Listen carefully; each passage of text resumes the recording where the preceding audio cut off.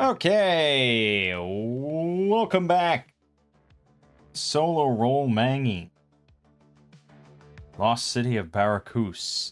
Will this finally be the video in this series where we get to the Lost City of Barakus? I don't know. It's been hyped up beyond belief, so I don't know how it could possibly live up to it. But we'll see. There are 3 new adventurers, our third party of this series, have arrived in Enholm, the big city here. They have leveled up. I've done shopping, all that stuff. So Tarthona, level 2, she's got 19 hit points now. And she picked up traps and locks, so she can do that. Oh, also I needed thieves' tools. Thank you for reminding me. That's another 25 gold.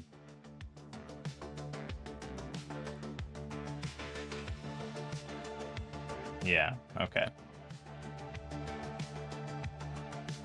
0.25.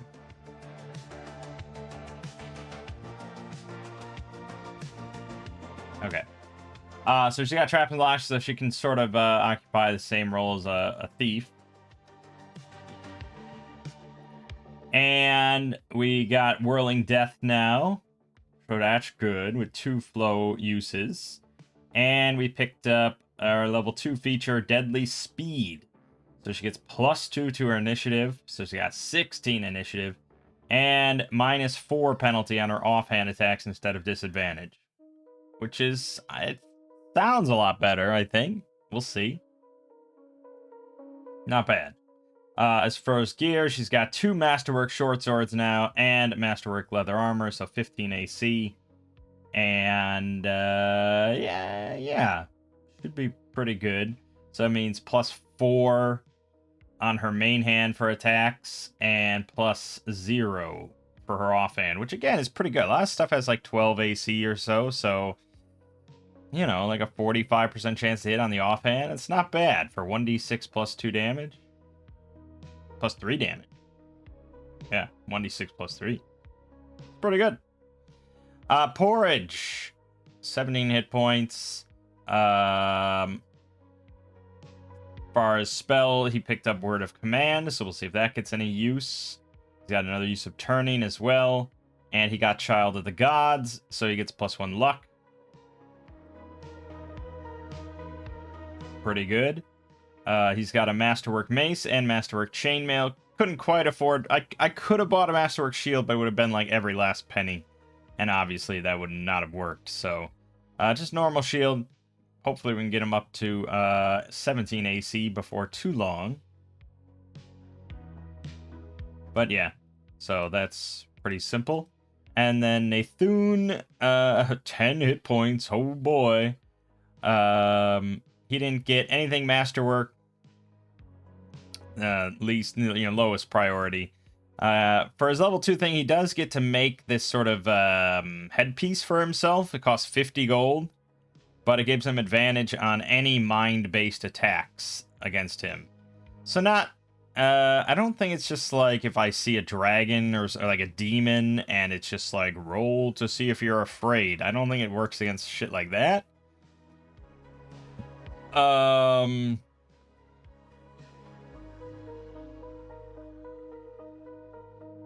mean, it does say fear, but I think it's an actual like attack of fear or charm and blah blah blah. Usually he's not going to be the one targeted by that kind of shit anyways. It's usually like the dumb warrior or something, so it's somewhat negligible, but I bought it and made it, so whatever. And then, yeah, he just has another spell use, but no extra spells yet. Pretty simple, and I gave him stealth as his skill, because stealthy mages can't go wrong. Okay, and then as far as any other purchases I made, we have the mule, Gunther. No cart yet. We got 21 standard rations. I bought 2 extra shields in case Porridge has to do some sundering and then he doesn't go without a shield. And I went ahead and bought 200 extra feet of rope because I remembered that last adventure where we couldn't go down that sinkhole because we didn't have enough ropes, so no problem there. But this is 25 of 25 slots. He can't carry anything else without being encumbered. So we'll see. The other thing that I worked on was I mentioned that I really wanted to try to redo the fighter in Tales of Argosa, just because I'm not personally a big fan. I know a lot of people are a big fan. They love that sort of versatility and stuff. I find it a bit cumbersome and just not super, I don't know.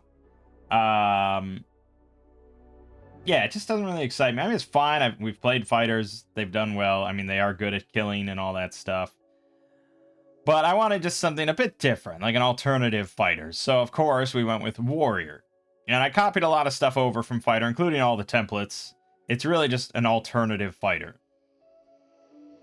So they use all weapons, all armor. They get level times 3 hit points. You know, they're the beefy boys of the front line. But instead of the adaptable combat styles, I took from DCC the Mighty Deeds, Mighty Deed die. Now, minor exploits, major exploits basically are an attempt to replicate the Mighty Deed die in general. But I wanted to go a little bit further with the Warrior, which is also the name of the class in DCC.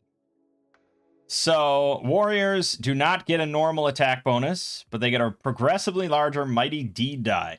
Whenever a warrior makes an attack, whether with melee, ranged, or unarmed, they also roll their Mighty Deed die. This number is added to the attack roll.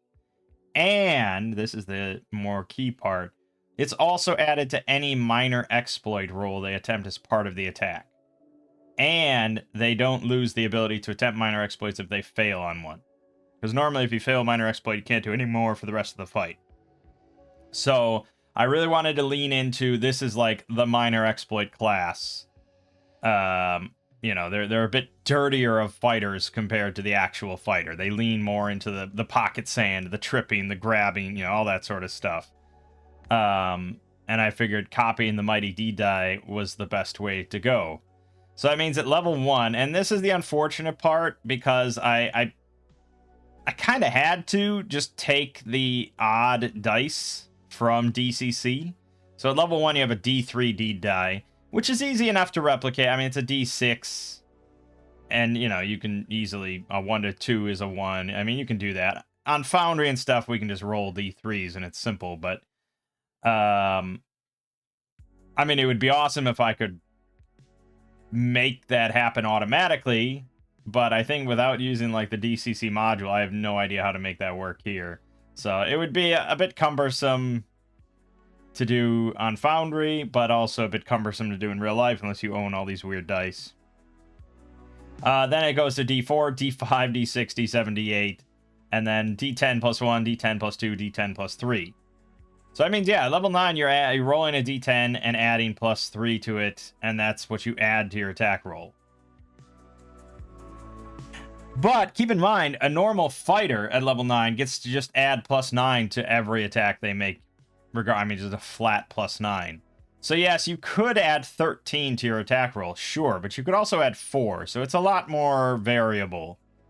I don't know how it's going to play out in practice, if that's just going to be frustrating or something, like you just rarely hit anything, but, I mean, things average out, right? So perhaps the fighter in the long term is more consistent, but, you know. So, I mean, at level 1, it's really good. That's, like, the height of it. That's the peak. Because the level 1 fighter only adds plus 1. You could add plus 3. And a minimum of plus 1. So it's just better. You're just better at level 1. To compensate slightly for that, obviously you don't get the adaptable styles, which are, you know, many of them are pretty darn good. Like, the two-hander one gives you advantage on damage rolls. That's really pretty good. But to slightly compensate, I took Deadly Strikes, which expands your crit range to 19 to 20. I put that at level 2. So, fighters get it at 1, you get it at 2. You also don't get the supplies ability that the fighter does. So they're a bit more utility. You're really just a combat guy. I mean, that's not much utility, but it's a little bit.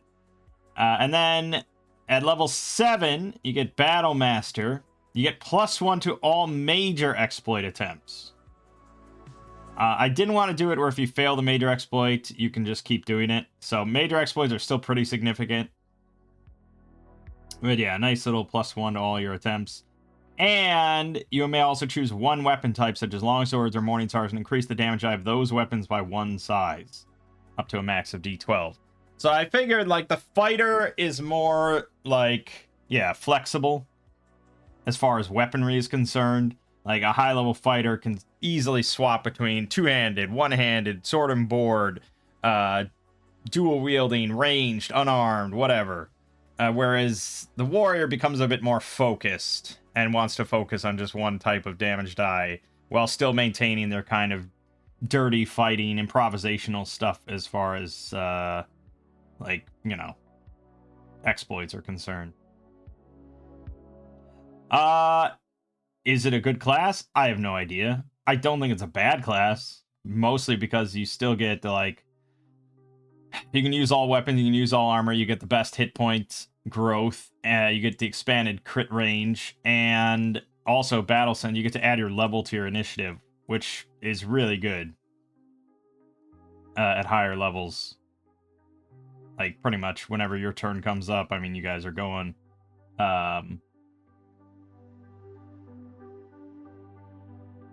Yeah. That I took from DCC, but it's a little different because I think that's individual initiative. So here it's really like you just make your team exceptionally better. But yeah, I mean it's yeah. Yeah, so I don't think it's a bad class at all. It's probably a bit simple for some people because you don't get all the fun ability uses or anything like that. Like, it also means that you don't have anything like that, so your short rests are pretty much always going to be geared towards, like, your hit points or your rerolls. So, yeah, I think it's a lot simpler of a class, but still pretty darn potent. They keep fighting, they get back in the fight, you know, they short rest, get back in the fight, and just, yeah, it's a very combat-oriented class, but it's a warrior. What do you want from it? So that, I mean, obviously we're not playing with that right now, but at some point, probably the next time we build a party, I'll lean towards trying out the warrior so I can test it out. Okay? I think we're ready to begin. So, like I said, we're going to save ourselves some effort and some trouble and some frustration. And basically, the woman, Fenton's wife, that wants, she's this psychic that receives visions of her dead husband, or she doesn't think he's dead, I don't know. And she wants us to go find him, just like the last party. So I think like a month has passed since our massacre, and she never heard from them again, so she's still trying desperately. She's just sending all these wayward adventurers off into the hills to die. But now she's received another vision, that, you know, because her husband's desperate, I guess, or that's how she interprets it. And so the vision is her psychic powers have expanded slightly out of frustration, perhaps. And so now she actually sees, she has a vision of a cave entrance near a river. And so she now tells this new information to anybody she sends up there, including our unfortunate party. So now we have a bit clearer of an image. She knows it's far to the north. She can see in her vision the hills sort of off in the distance. She sees the forest to the south, and she sees a river near a cave. So that narrows it down quite a bit. You know, like it could be in this hex, could be in this hex, could maybe be up in these hexes. But yeah, I guess it could be in this hex as well. So I know where it is, obviously, but as far as the party's concerned, it's going to be in this area. So we're going to set out again. Fun stuff. Right. Let us do so. So we're going to go back to, let's see, the farmland, grassland. We're on Trader's Way. And I'm pretty sure Trader's Way is meant to be, like, this entire road. You know? I don't know where Trader's Way ends exactly. I think I said this intersection. So I think maybe this road is nothing and it's just dangerous, and then past the river it becomes Fool's Pass. I don't know. And then maybe Trader's Way continues this way along the coast. That could be true. Obviously not relevant for our purposes. But yeah, I usually say it ends at this intersection. Travel time. Well, I did buy horses. Rest assured, I'm not that dumb. So we have our mule. We have our medium riding horses, which have a speed of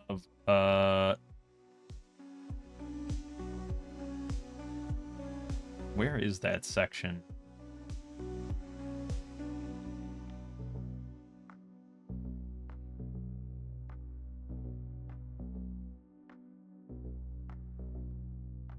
Okay, there's definitely a spot where it mentions all the speeds of your animals. But it's not here. Shit.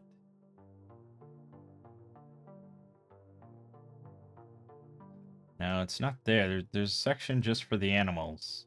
Why would it not be there? Here it is. It's under encumbrance.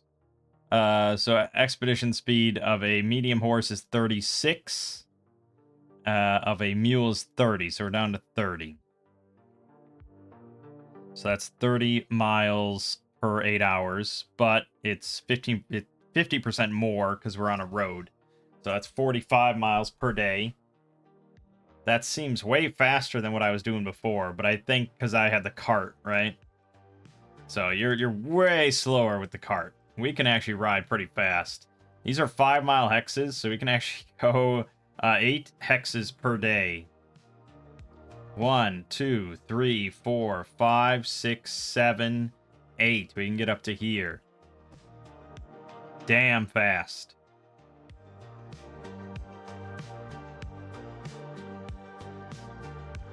Alright.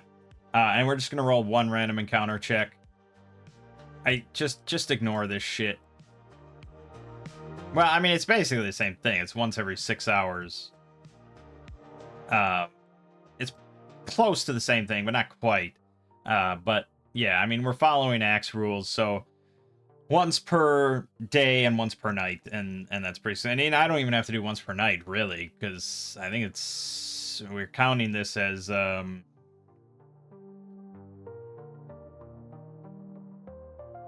is a Borderlands. So it's once every 3 nights. Once we get past the intersection, though, maybe it's once every night. I'm probably okay with once per night, although I have lost a party because of that, and nearly, you know, that party nearly died twice because of it. But alright, anyways, the first roll, and it's going to be -10 on this. 86 is going to be a giant bat. Once again, just doesn't make any sense during the day. One giant bat. Yeah, I mean...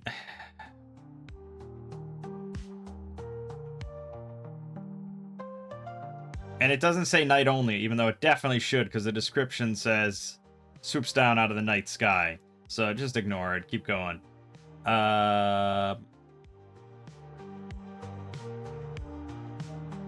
Okay. So what are our travel rolls? Is anyone foraging? Well,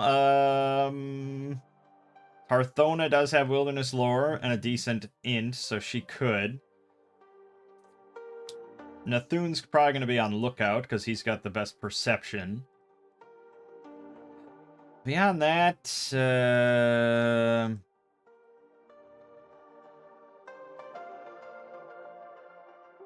yeah, we don't need a guide or anything because we're on the road.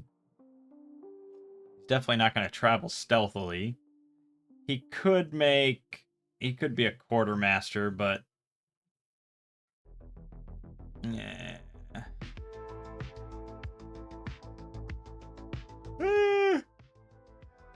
Well, no, because he has to get a great success to get any benefit.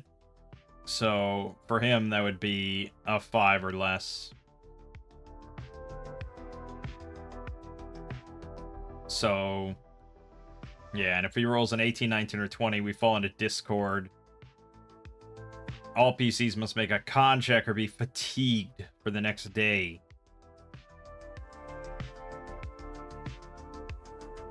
So we lose 1 point of con. Treated as encumbered until you get 6 hours of sleep.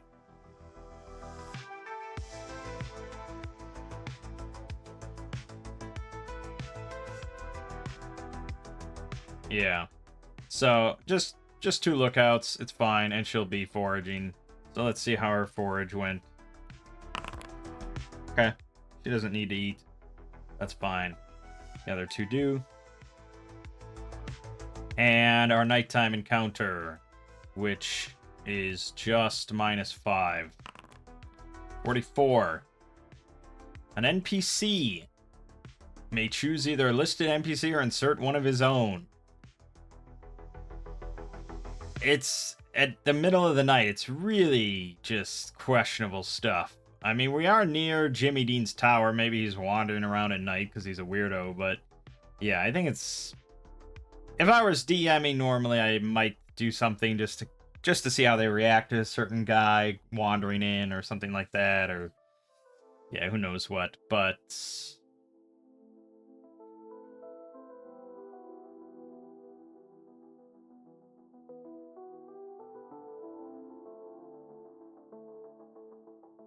like, you know, some guy stumbling out of the woods and he's like distressed, and he starts talking about the full moon demands that they tie him up, like, you know, stuff like that's kind of fun.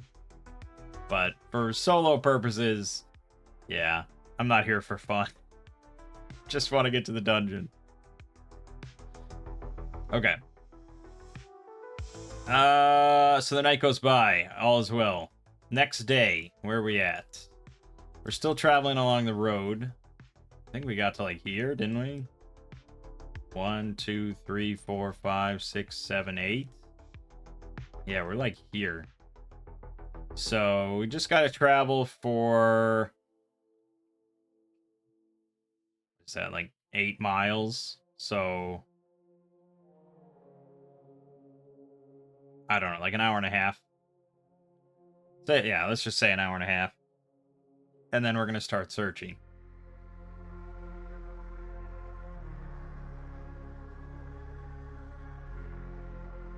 So we there's nothing here. We know that as the DM here. We know there's nothing there, but the players wouldn't know that. And so we just have to go until we get a successful search result of 13 or higher. Actually, we're faster now. Hold on. Hold your horses, because we have horses. Searching the wild. 30 miles. So that's 16 plus. And then plus 4 from having wilderness lore. 12 or higher. Now, granted, it's almost impossible for a whole group not to have someone with wilderness lore. That's correct. And so it's way more casual than Axe, but I'm okay with that. Horses help a lot, though. Well, they actually don't help that much. They help by 1. If we didn't have the mule, if we ditched the mule, then they would improve by 2, and we'd have to roll 11 or higher, which is like a 50% chance, which is pretty solid. But yeah, we need a 12 or higher. So, we're just gonna roll that first. Okay, we got it. So we scour the area in an hour. We don't think there's anything here. We do have to roll a random encounter check, though. We're technically off the road, but it is daytime, so that's 35. We're still counting this area, so 35 is no encounter. We're fine. Alright, we say there's nothing here. Trust me. Trust me, bro. So now we're gonna move on, and I assume there's bridges here. It's not labeled, but yeah, I assume there's also a bridge here, so... Okay, so we cross the bridge over to this hex. And I'm gonna roll a random encounter, because that's now been enough travel time. -5, we're fine. We search, 12 or higher. We got it. And one more random encounter check. That's 38, which is going to be... I guess we probably should count this as the hills. We find a cave. We sure do. A small cave, just big enough for a party of 4 or 5 to squeeze into for the night. Okay, it's handy, but it's not what we're here for. We're here for H. The caves. We have found the caves! The caves above the city of Barakus. Fool's Pass winds directly past the old orcish gates leading to the caves. These areas are described in full in their own chapter. Okay.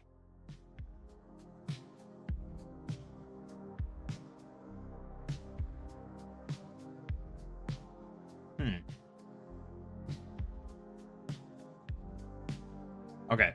Oh, yeah, that's area I. I was just like, okay, this doesn't look right. But no, we go here to the upper caverns.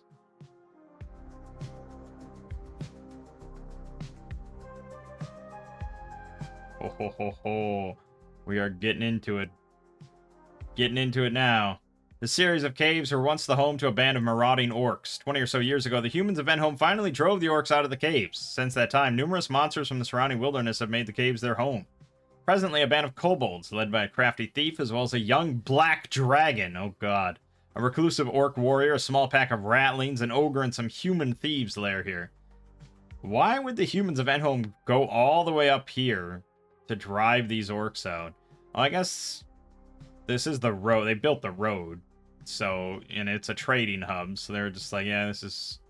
You're just causing a bit too much trouble. We gotta kick you out.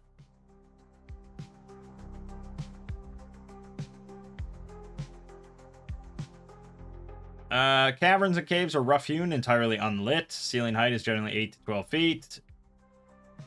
Nothing but orcs, goblins, ogres, and other unsavory types have ever dwelled here, and their customary refuse is everywhere. Broken bottles, discarded axe handles, gnawed bones, and bits of glass crunch underfoot.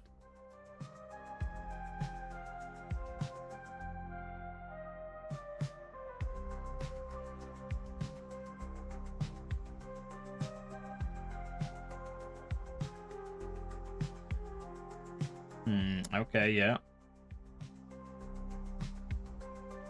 Not bad advice here for DMs. The sounds of nearby combat are not so extraordinary as to put them on high alert. While a neighboring creature might become curious and go to investigate, it is just as likely to choose to stay put, aware that some trouble is about, but not particularly concerned about it. Yes,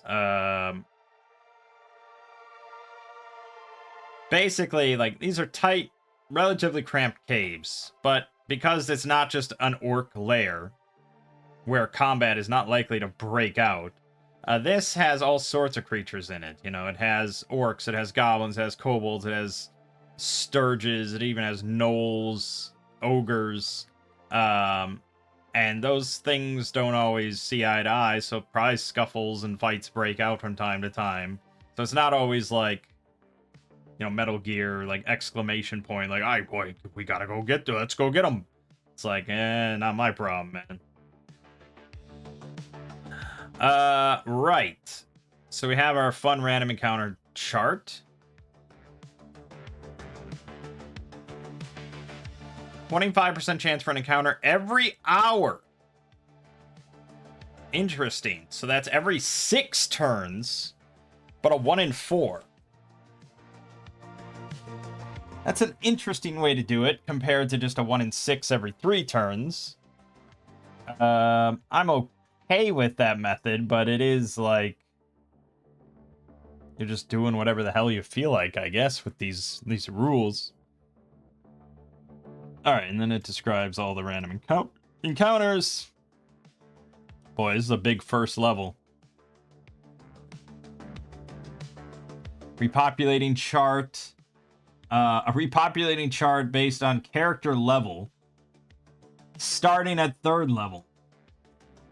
That's a little worrisome. Although I would say we're easily like a 3rd level sword and wizardry character. I would guess, like, easily, if not more so. But a 3rd level character might have more magic items than we do. of which we have, like, none. We sold the one we found.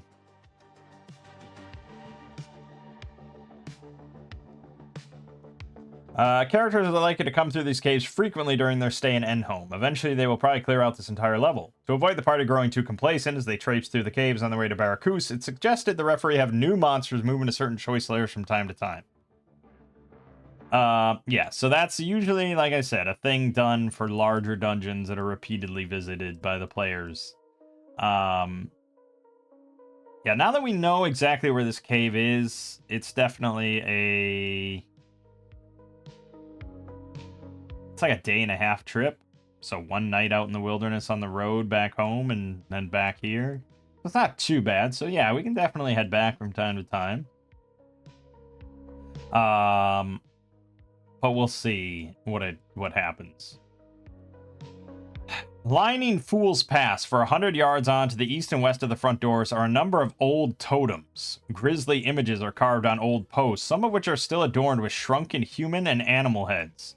The orcs managed to fashion a set of heavy wooden doors in the entrance to their caves. After years of neglect, these large double doors are entirely useless, dangling by rusted hinges, badly battered from the assault decades ago. The orc's insignia, a pair of horn-like incisors beneath an orcish pig snout, can still be seen on one door. Above the portal are the words, "Tread not or be crushed." The orcs were never known for their wordplay. Alright. Well, a set of wide, crumbling stone steps twist upwards to the north. Upwards. Okay. Pebbles, bones, and other debris litter the stairs, making progress up or down a little difficult. Hidden amid the refuse at the spot marked X on the map are 3 giant rats ready to pounce on any passerby. But they've also recently finished devouring a goblin. You'd think that would fill them for like weeks. But no, they're just instantly ready to attack you because why not? Why not have combat?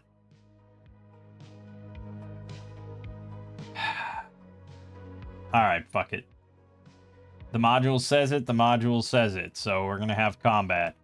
Do we notice the 3 hidden giant rats? Well, we should give them a stealth roll. They're hidden amidst the refuse, so probably a decent bonus for that.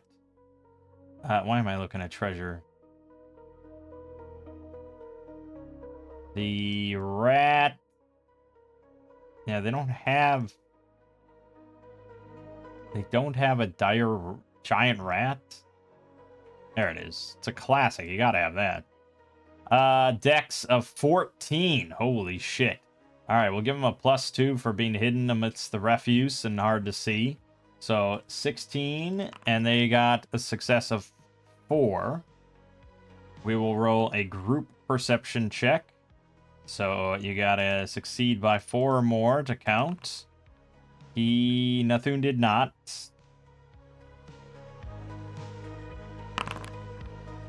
Forage did. Excellent. And she did. Okay, so yes, we can almost smell them before we see them, but there is a slight rustling in this pile of refuse. Ahead of us on the stairs. Well, I guess let's, we'll have Nathun shoot his crossbow, and Tarthona's gonna throw a javelin. We can't quite see them, so we're not exactly sure where they are.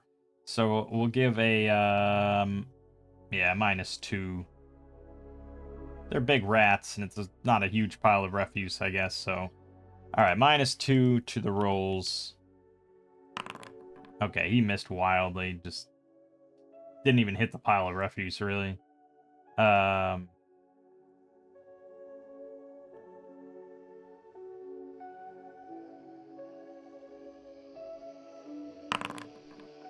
And she also missed.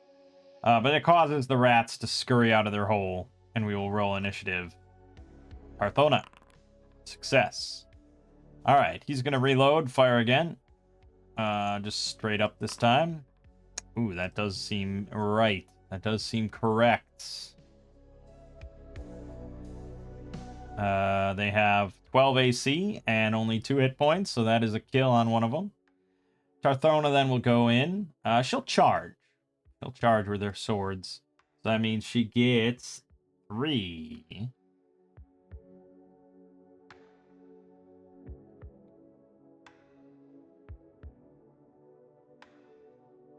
Hold on.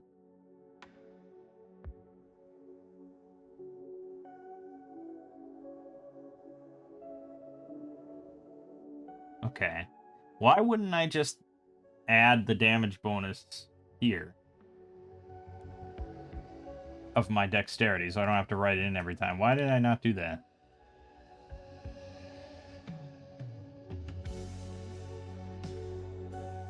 Right. So now I don't have to do anything. Just add 2 for charging. That is correct, and that is a very big, juicy hit. She cleaves 1 in half. Good.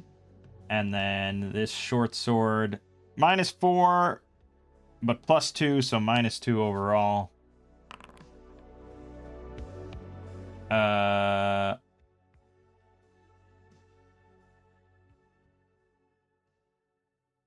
Yes, that was correct. I'm just thinking about the math, making sure it's all right. All right, so she missed with her offhand. And Porridge is then going to waddle in with his mace. We outnumber it. He'll charge as well. Why not? So he gets +3 then total. He also missed. All right, that's great. Giant Rat's going to bite Tarthona. It gets a +0 to the roll. It hit. Great. So that's 1d3 damage. 1 damage. But there's a 25% chance that these rats contain a disease. It does not. Amazingly, somehow it's not diseased. New initiative. Porridge. Bring it on home, baby. Swing that mace. Miss. Swing that short sword. We outnumber him. Yeah, dead. Yes, that's correct. Okay. Combat solved. 15 XP on the board. Fun stuff. I guess then we'll poke through the refuse pile with like a stick or something. Nathun's staff. And we find this kind of dismembered, partially eaten goblin corpse. Oh, he's like skeleton. He's like a skeleton. Jesus. Beneath his carcass is a rusty dagger, but he wears a gold earring worth 25. All right, 25. I can't throw that on the mule, so we'll just carry it. Gold earring, 25 gold, 0.25. Okay. Entry cave. This cave's ceiling is higher than most, 20 feet. The floor of the cave has been decorated with a mosaic pattern that forms a kind of rug of stone stretching to the north and east. Along the north and east walls, 15 feet from the floor, are 4 natural platforms. Each is about 6 feet wide and finished with 3-foot-high walls that provide 50% cover to anyone crouched behind them. The orcs positioned archers on the platform when the stronghold was under attack. A ghoul currently haunts this area, hiding in the alcove in the northwestern portion of the chamber. The ghoul, seeking to gain surprise, waits until a prospective victim is within 30 feet before springing from his hiding place. Okay, so another ambush combat encounter. And I feel like it's going to be pretty much every room is just like, what are we fighting here? Yeah, it's not great. Alright, so let's see here. Alright, so this said it goes up, but I'm pretty sure we're going down. So I'm not sure. But yes, torches need to be lit. 6 on the clock. 1, 3. Yes, so we enter into here.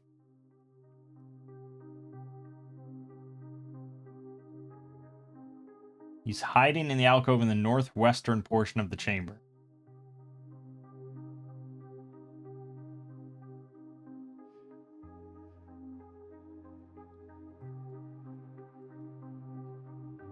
So, like, here. Alright.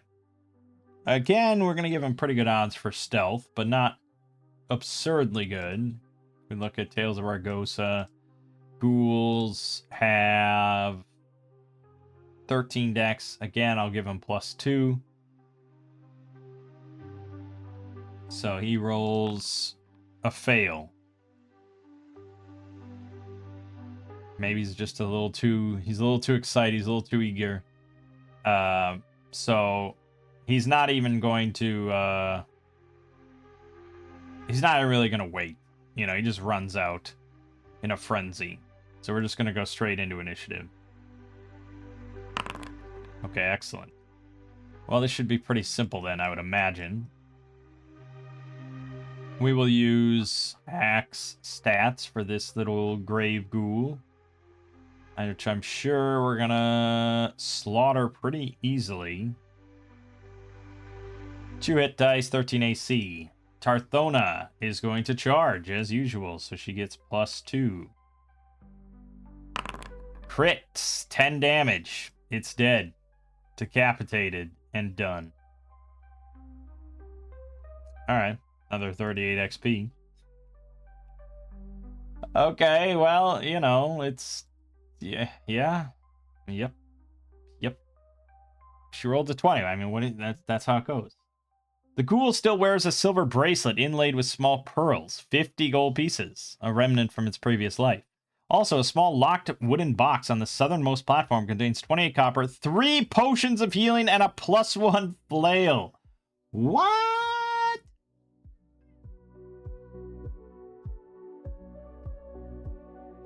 Okay. Well, jeez. This place is interesting.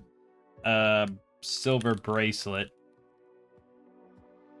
Yeah. And that's worth 50 gold pieces. And this now becomes 5. And we get 50. As for the wooden box, she's going to try to use her new fancy thieves tools here. Okay, so she picks it open. And interesting. Yeah, so the flail is going to be worth, I think, 655 XP.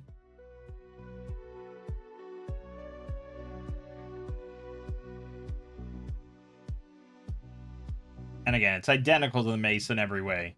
So we're just going to take his mace.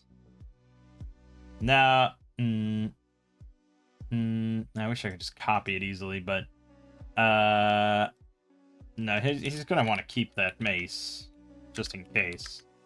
It's a masterwork. I mean, we could sell it at the very least. Now, here we have I brought this up before when we did the Tower Silver Axe, where finding a +1 weapon is really kind of lame. I think it's easy if we didn't want to go that route. We could just say it's a masterwork weapon, but unfortunately there is a very important distinction in that magic weapons can deal damage to things damaged by magical attack. So it's not a masterwork, it's magic. So I'm inclined then to find some alternative flail that's just a bit more interesting. I do have my book here, the Arcane Artifacts and Curious Curios. So we could go and look through to find a flail of some kind.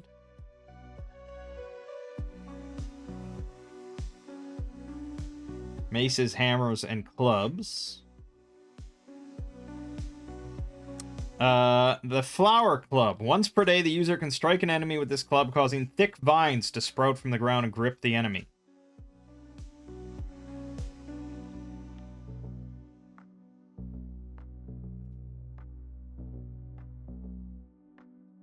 Morning Star. Glows with a bright heavenly light, doing an additional 1d6 radiant damage. The star can be dimmed and brightened on command, easily lighting a 30-foot space. It's pretty good.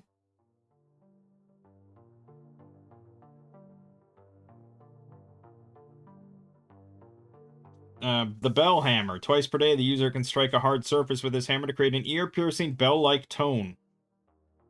Now, that would be enough, I think. I would end it there, honestly, for a +1 weapon in an OSR game. But this book was written for 5e in mind. So it says it does 2d6 thunder damage to all those within 20 feet, including the user. Granted, that does have its own drawbacks. But I feel like you also could nullify that with, like, strong earplugs or something. I don't know. Unless it's just actual, like, concussive damage.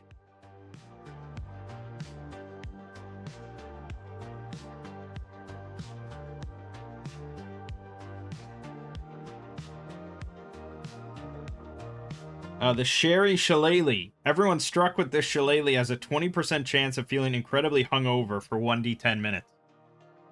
That's fun. Yeah, there's not many in here specifically for maces, but I mean, I could take any weapon and reflavor it. So those are some options. I like a few of those. Otherwise, we could go back to the Encyclopedia Magica. Let's see, where did I have that? Okay. And let's look at volume 2. Does that have flails? It's got fucking figureheads. Hold on, can I just search flail? Flail weapons, there you go.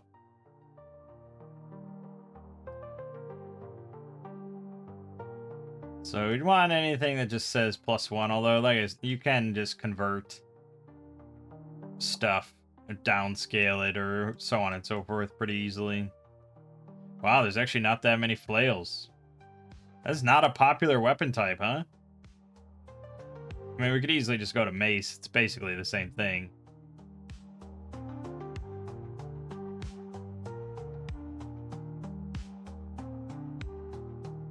Yeah, not many flails. Very interesting.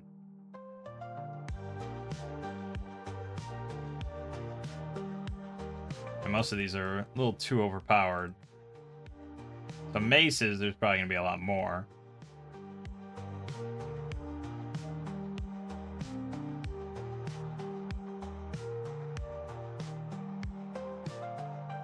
But yeah, I mean, a lot of these are pretty, like, workhorse compared to, like, that book. The Arcane Artifacts book, which is a lot of more flavorful stuff.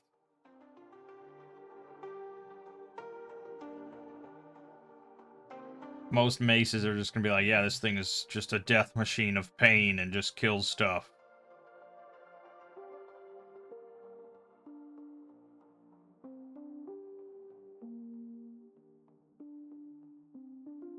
And I don't really want one that's like a novel or anything.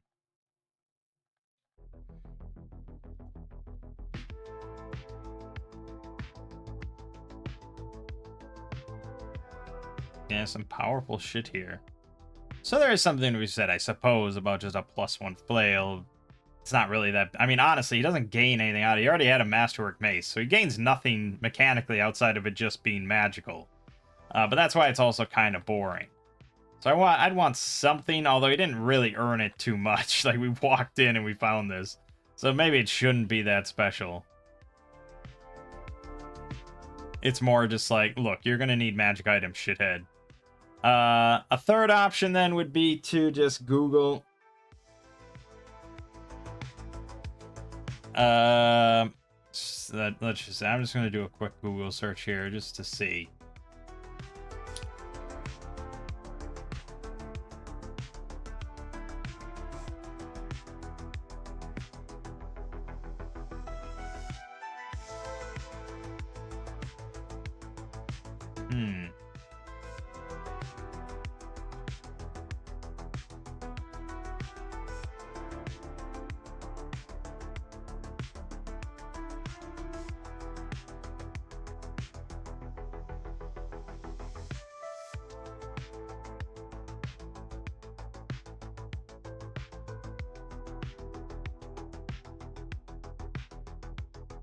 Okay, I mean, here's a site that just generates, like, weak magic items. Once per long rest, the bearer may gain +1 to any skill check. Yeah, that's definitely weak. It's not super impressive. I suppose that's kind of what I was looking for, though, wasn't it? It's just like a +1, but a little bit more flavorful. Something like that. Yeah, I'm a little conflicted about this, because I want it to be interesting, but I don't want it to be too powerful.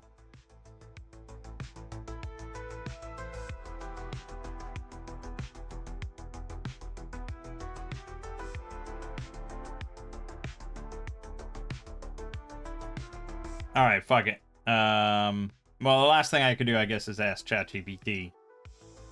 Or not, I don't want to call it ChatGPT, because it's not. I'm using Qwen 3. The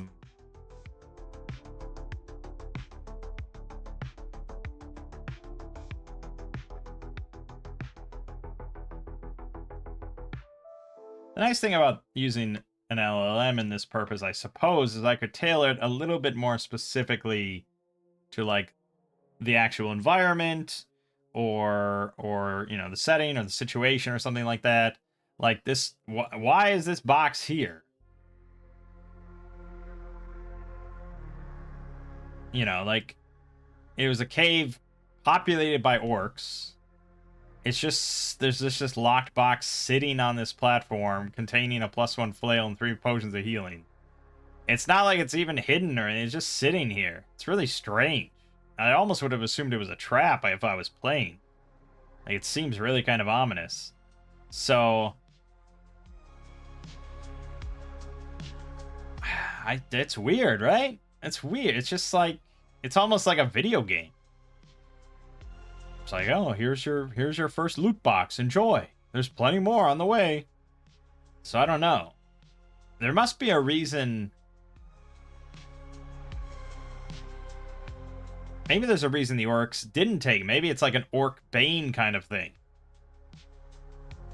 Maybe I don't need to know. Maybe it's just a +1 flail, but it's +2 versus orcs. And but would they have really just left it here, or would they have destroyed it then?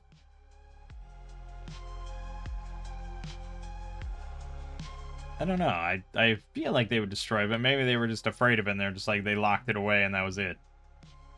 I don't know. The whole thing seems kind of iffy. I'm just going to ask for a flail +1 with some sort of minor enchantment. So we'll just see what it does. Some sort of just like inspiration spitball kind of thing.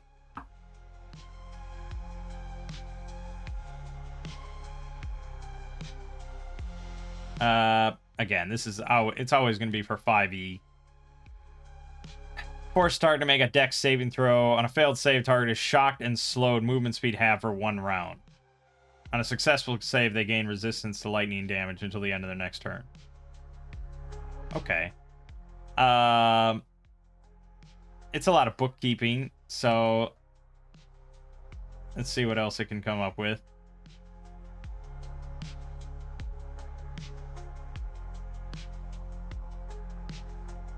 Can strike ethereal or incorporeal creatures as if they were tangible. I think we can already do that. I don't think Axe really cares that much about that sort of process unless you don't have a magical weapon. Like, what was it, Shadow? Yeah, they're already immune to all mundane damage. Yeah, they're immune to mundane damage. So we already have that as long as you have a magical weapon. That doesn't really help us much.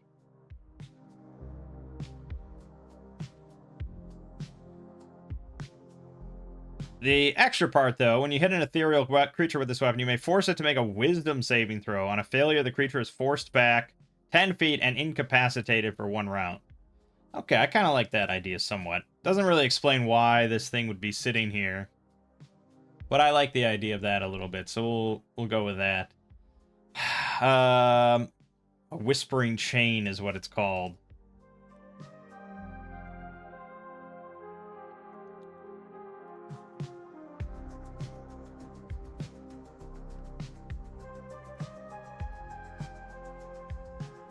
(1d6 + 1). Once per day.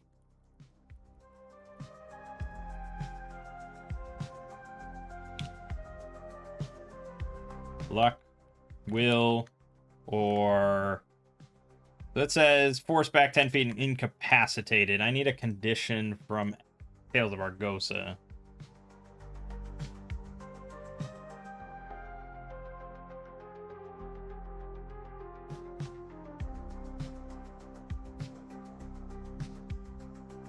Yeah, fuck it. I'm just going to say stunned. So they lose their action. It's once per day. And you have to hit an incorporeal thing. And they have to fail their save.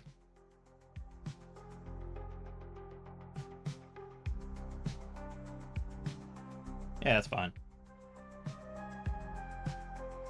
Alright, now flail. That's 0.25. I think this mace I have is 1. That should really be 0.25. I'm going all in on the 0.25 system. Yeah, we did some Tales of Argosa stuff actually last night on stream, Lego and I. Sort of like as if I was playing solo, but I have Lego there as well. And so I was introducing him to all the changes I've made and stuff like that, and he really loved this 0.25 system. He was so happy about it because they really don't like running out of space. And it's just like Shadow Dark, I feel like so many things in Shadow Dark are meant to all just be one slot. Like every piece of treasure you pick up is one slot. And it's crazy. So I'm not going all the way with Axe where, you know, we 1/6 and everything. I'm making a bit of a compromise. And basically anything that's not like a two-handed weapon or roughly that size or volume-ish or, you know, something like that is going to be 0.25. So a lot of things can just be bundled together. It's going to be probably a bit annoying on a pencil and paper because it's going to take up a lot more room on your sheet. Well, just because you can hold so much more, really.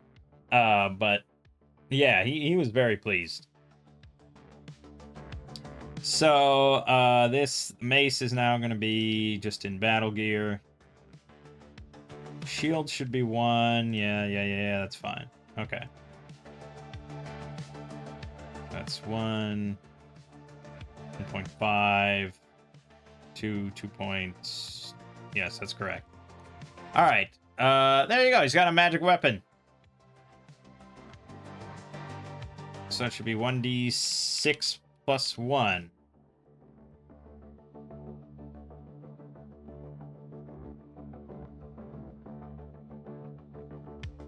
Okay.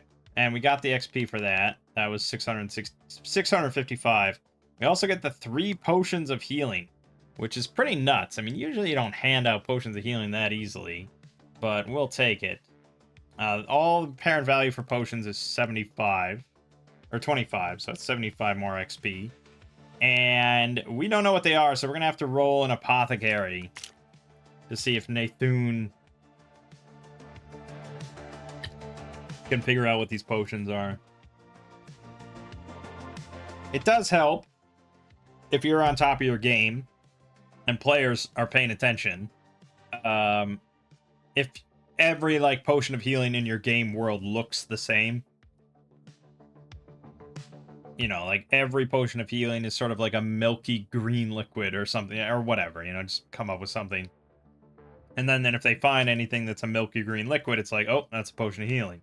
Now, granted, you as the DM can fuck them over based on that.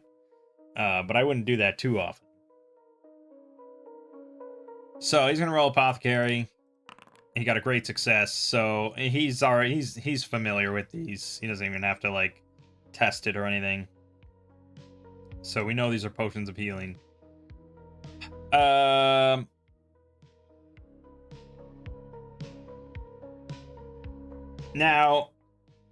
you could then give the XP value based on their being identified right away. Because it says unidentified potions have an apparent value of 25 gold.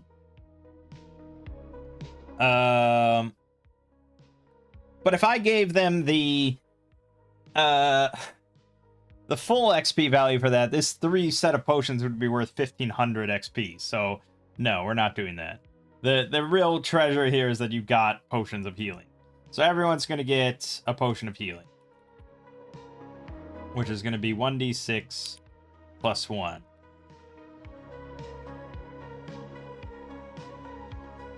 And take up 0.25 slot. Boom. Boom. Okay, not a bad little haul for the third room of the place. But now we must continue on. We'll say that all took 10 minutes. North or east? Do we hear or see anything from those directions?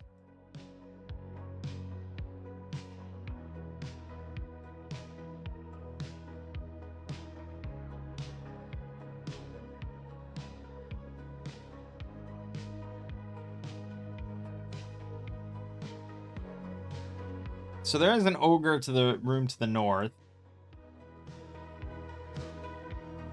Oh no, that would be the room to the east. That's fairly far, though. I don't think we'd hear anything just yet. And then to the north, there's an orc warrior with 2 war dogs.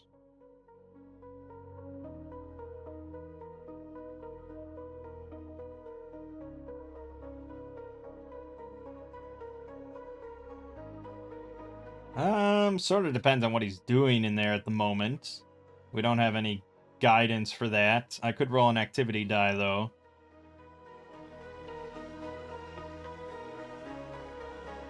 Or I could just, you know, be a fucking DM and grow a pair and just come up with something. One of the two. Let's roll an activity die. For the orc and his dogs. 2, socializing. Okay, so he's,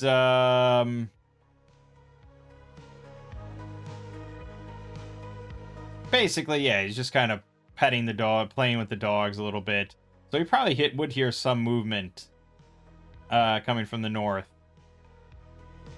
Maybe like some light animal sounds, like movement, some sort of rustling on the stone floor kind of thing.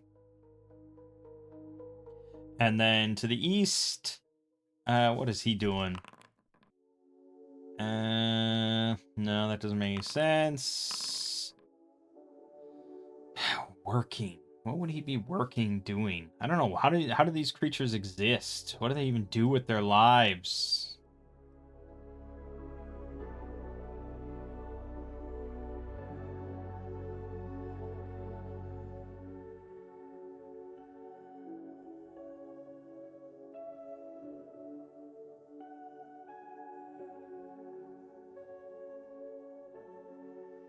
Well, I probably do have an OSC encounter table for ogres, so maybe I'll take a gander at that.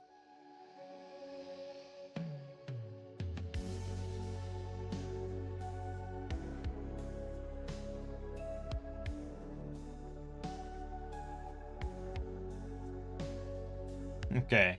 He's nose picking with gusto. So we really wouldn't hear much. But he's digging. He's fucking digging, boy. Okay, so we hear some sounds to the north. We don't hear any sounds to the east. Would it be prudent then to deal with the sounds or to leave them at our back? I feel like probably more likely to deal with the sounds. But I'm not entirely sure, so we'll ask the Oracle. Do we go investigate the sounds? No, we're gonna leave that behind. We've gotten into enough fights already. So we're gonna go towards the quietness. Now it says here that concerned that the ghoul might creep up on him in his sleep, Grosh has fashioned a crude tripwire from hair across the mouth of the western passage. Unless a careful search and a successful secret doors check is made, the wire is tripped and a bell attached to it above the cave entrance is sounded. Okay. Now, we don't play with careful searches and successful secret doors check. We play with perception checks. Tarthona's in the lead, so it's her perception check. She got a success. So right before she steps on it, she notices this hair wire leaning, running across the cavern, the tunnel. Pretty simple then. We're just gonna step over it for now. I could cut it, but you never know what happened. I mean, that cutting it is basically the same as tripping it, so not necessarily. I guess it No, usually, I guess, tripping it is based on pulling on it to trigger something, not it snapping. So we'll just step over it.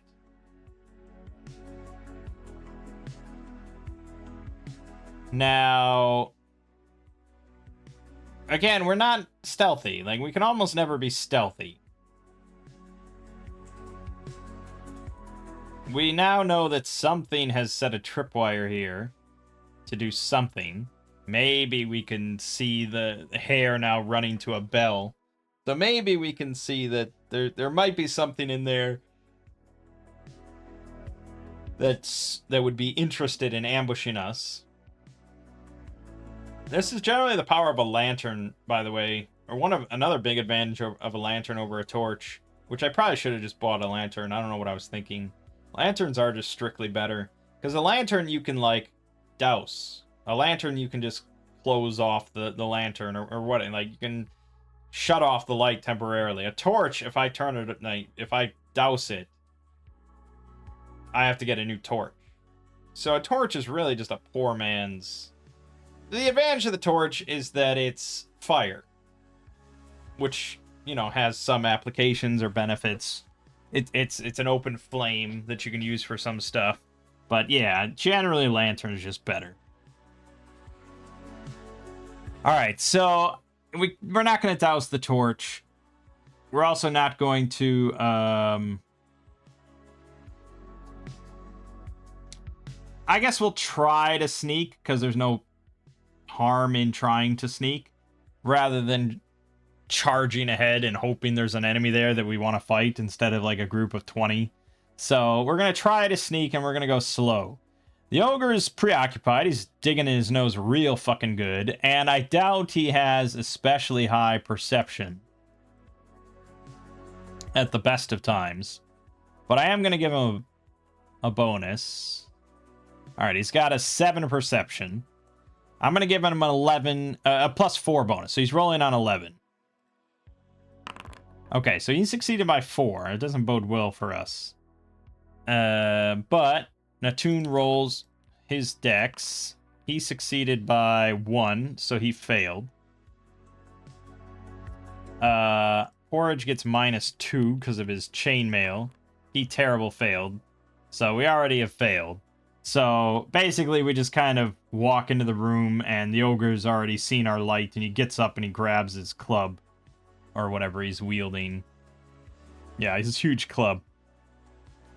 And it's not necessarily combat.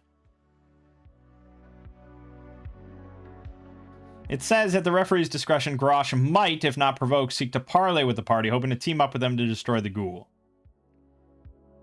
And this is why, when you're running an OSR game, it's very important often, if you're dealing with any intelligent creature, to not just say, oh, he picks up his club, roll initiative. Because roll initiative is just, you are getting into a fight. There is no way out of this fight. You're doing the fight. I mean, you can run if you want, but this is a fight. It's a lot better to just get this ingrained into your head and players' heads that when you see an intelligent creature or a group of intelligent creature, unless they are going to be immediately hostile, which happens sometimes, if they're not going to be immediately hostile, you just say, what do you do? You know. And if they make any sort of hostile movement, say, oh, I'm just going to shoot my bow, then you just say, okay, roll initiative. They don't get a free attack or anything like that. Generally, I wouldn't say so. It's not always an invitation to just get a free shot.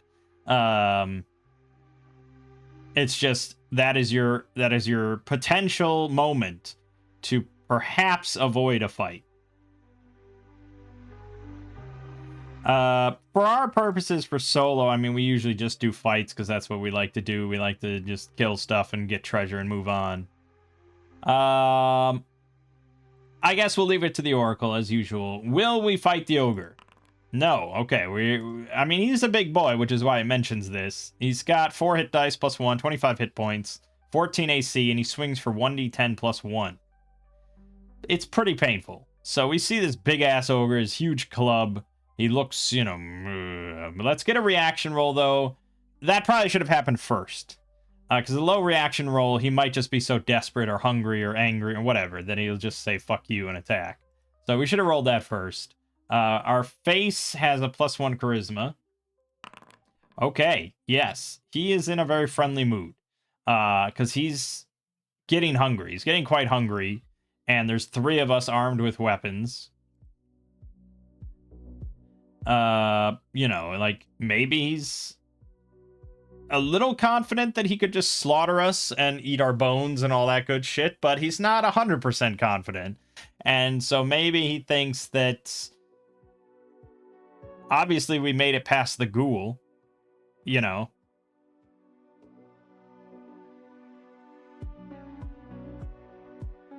So, do ogres speak common? Usually not, I would imagine. But I don't know what they speak.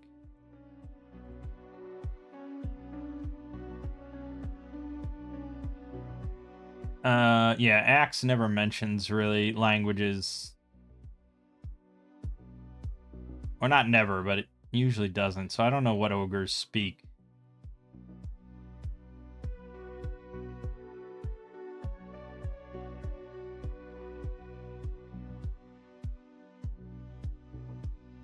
Okay, I'm gonna have to go to D&D ogre to see common and giant. Seems wild that they speak.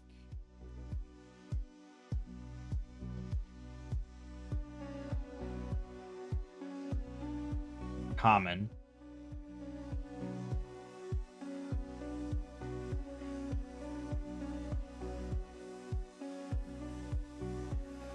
Common for ogres to speak orc, troll, stone giant, and gnoll, as well as their own guttural language.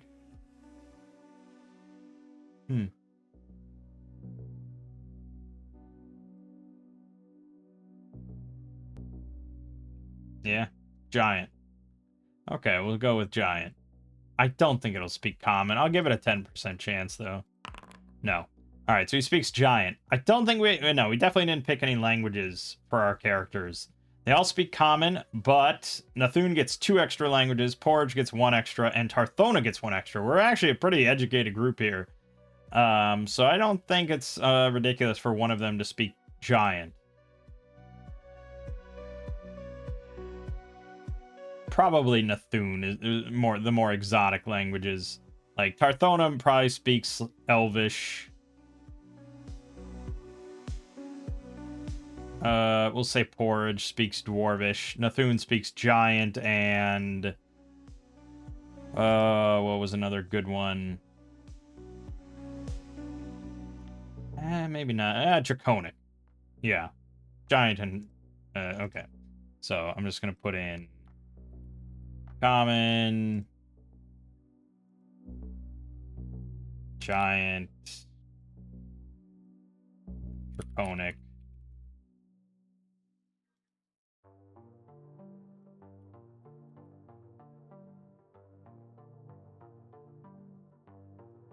Okay.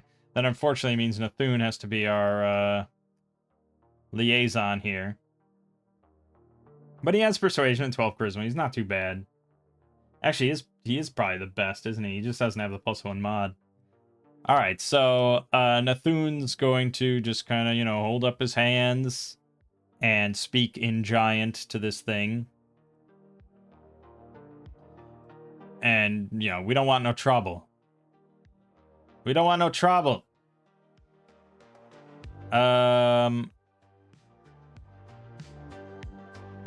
And basically just, we're passing through, we're just looking for a man that's supposedly in here. Alright, I'm gonna have him roll persuasion. Great success. Oh god. This couldn't be going better for a non-combat encounter. Alright.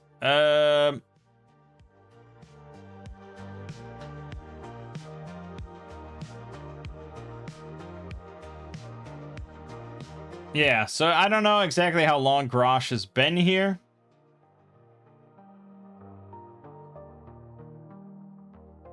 But yeah, I mean, he sort of like starts leaning against his club rather than brandishing it. And he asks if we killed the ghoul. And we of course say we did. You know, his body's over there. You can see his head removed from his body. And this excites him quite a bit because now he can go out and hunt again. So he basically just lets us pass through his cave as long as we don't touch any of his shit. And yeah, I mean, he's quite pleased. Happy that he doesn't have to get stabbed by Tarthona's swords or something like that. So sure, best for everyone. Mutual benefits. I guess we could ask him a little bit more about like the surrounding passageways, which would be prudent. Because there's 3 other ways out of this cave.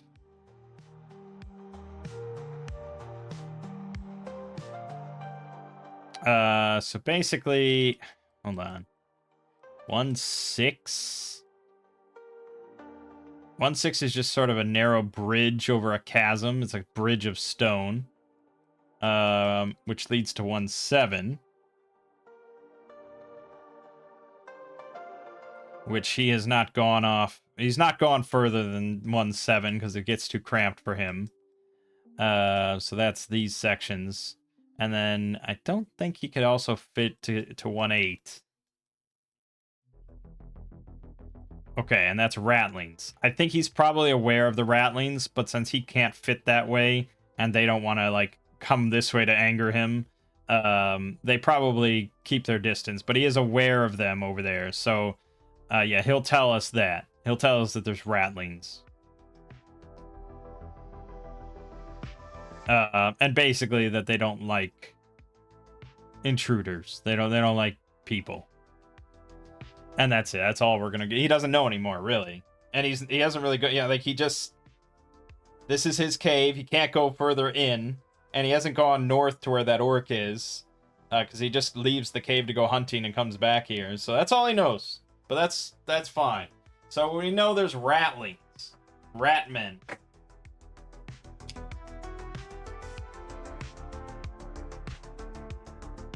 And it doesn't sound then like they're going to be as interested in parlaying. So we'd be slaughtering a large group of ratlings.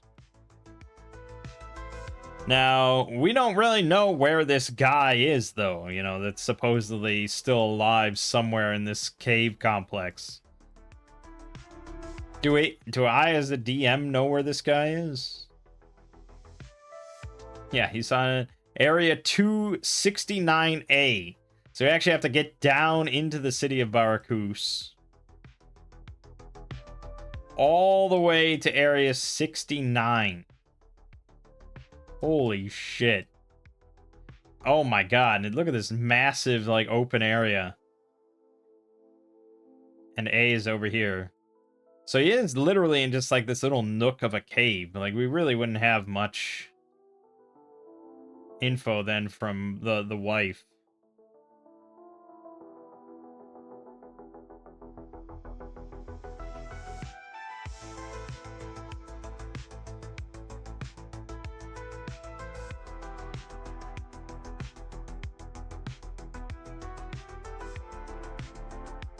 Okay.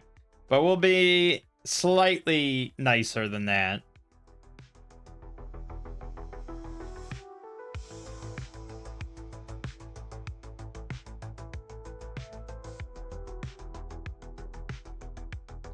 He lives at the bottom of a deep cavern with a dark companion. Okay. I mean, that is still fairly vague, but basically, I'll give the extra little hint that she saw, like, outside of this sort of little cave he was in, it looked like kind of a wide open area. Like, it looked like a big cave that he was in, like a big cavern.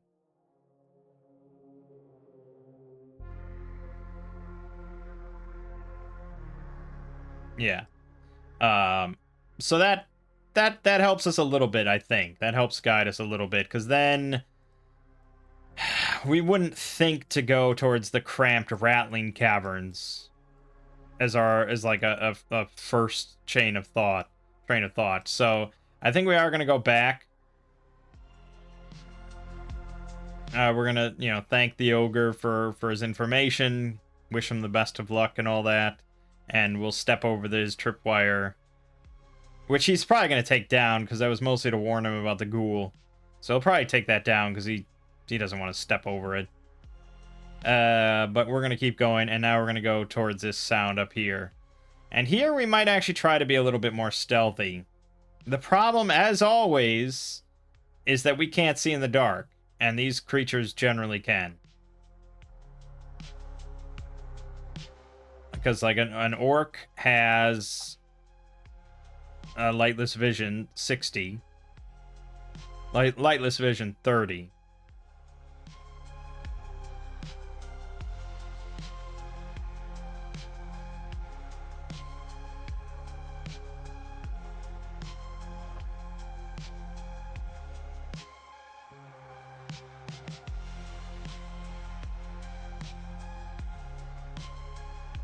Oh, I see. No, hold on.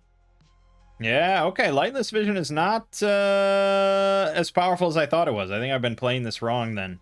So, no, lightless vision, they can see form or movement even in total darkness. It counts as dim light, so it can't be used to discern writing or fine details. Thus, monsters might still need a light source for some tasks.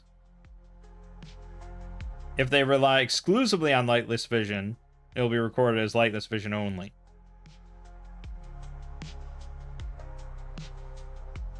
Okay. Yeah, so he probably does have, like, a torch lit or something like that. Or, like, a candle. Maybe he has a candle. Okay.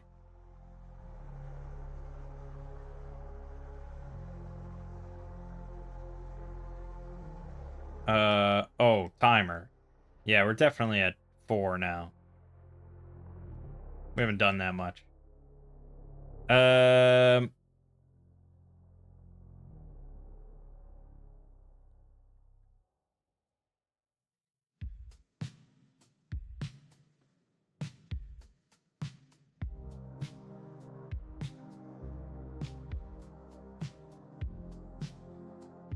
Okay.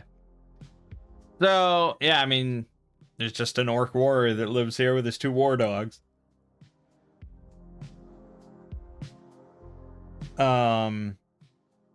So yeah, he's got a candle lit or 2. We'd probably see that before too long then.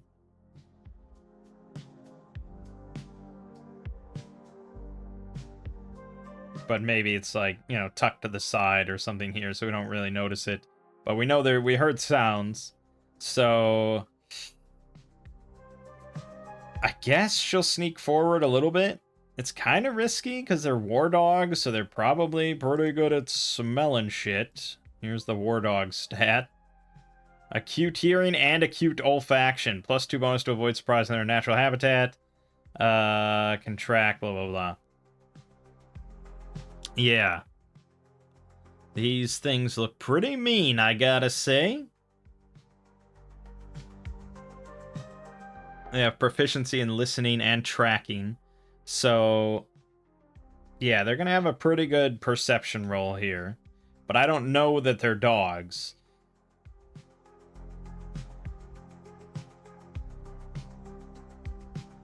Would she sneak forward then? We don't usually sneak forward.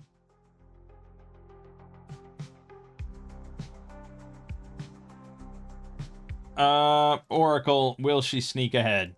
No, okay, we're gonna stick to our normal plan, stick together, strength in numbers, all that good shit. So, yeah, we're just going to cautiously walk forward, and yeah, like partway through, we start to hear some growling.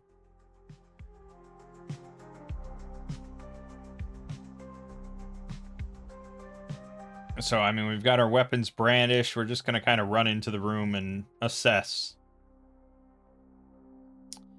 Yes. So that leads us into this room. The mosaic floor pattern from 1-3 continues north into this chamber, ending in a wide square before a large stone statue of Orcus. The orcs and their shaman once worshipped here regularly, and the 6-foot-tall statue of the demon lord of the undead looks down menacingly upon all who enter. The statue is entirely non-magical and has begun to fall into disrepair. Berg and his 2 war dogs live here. He's much less concerned about the ghoul because his dogs warn him if the undead creature is approaching. He has made the northeast portion of the cave his bedchamber. A pile of furs and straw in one corner serves as his bed, while a low, wide, smooth-topped stone holds a number of valueless personal belongings. A shrunken human head, a string of beads, a wishbone, and a pair of dice. Okay, so it doesn't really have any indicator of who he is, what he's doing here, or what he might say to the players or anything, so there's no guidance for any of that. But I think we'll go with a reaction roll again. 2d6 plus 1. 7, so it's sort of middle of the road there. He's pretty hesitant. He's not really outnumbered, but he's kind of outnumbered. He doesn't really want to die here in this cave. It does say if attacked, he'll sick his dogs while he hurls javelins. So, yeah, the ball is somewhat in the player's courts, but he does have, like... He did grab a javelin as soon as he heard them growling. And they're, like, sort of, their teeth are barred, and they look like they might pounce at any moment. So it's a delicate situation depending on what we might say or how we might act. Dialogue is an important thing. Now, he's a level 3 fighter. And if we go over to the monster manual and we look at orcs, that's pretty high. He's higher than a champion. He's not quite a chieftain. So he's somewhere between a champion and a chieftain as far as orc ranking is concerned. He's pretty capable. He's probably like a very seasoned veteran orc. So he actually has a 30% chance of speaking common. So 1 to 30. Okay, he doesn't. He never picked that up. All he knows is war. And he's on his own now with just his war dogs. He's trying to just live in this cave and not be bothered. He doesn't speak the language. We don't speak Orcish. And we don't speak any dialect that would be close to it, really. I don't think Giant and Orcish are too similar.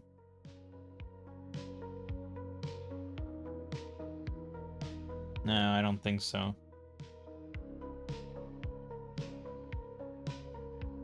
So... will we attack? Oh, yeah. We don't have any love for orcs. These dogs are making us nervous. So, and you know, he looks like he's gonna, like as soon as we turn our backs or something, he might attack. So, we don't like this situation. We're gonna put an end. I feel bad for killing his dogs. I mean, I don't want to go into the whole Nazi dog argument again, but I feel bad, but yeah, they're bred and built for war. That's all they know, so we'll let them rest. Okay, so now it's just initiative. Failure. Ooh.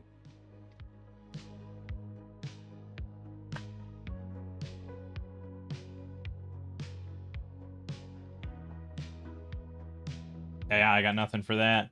Okay, so basically we make sort of a hostile move, like Tarthona starts moving forward with their blades, or Nathun like lifts up his crossbow and they react immediately. Faster than we do. So he's going to start by throwing a javelin. He gets +3.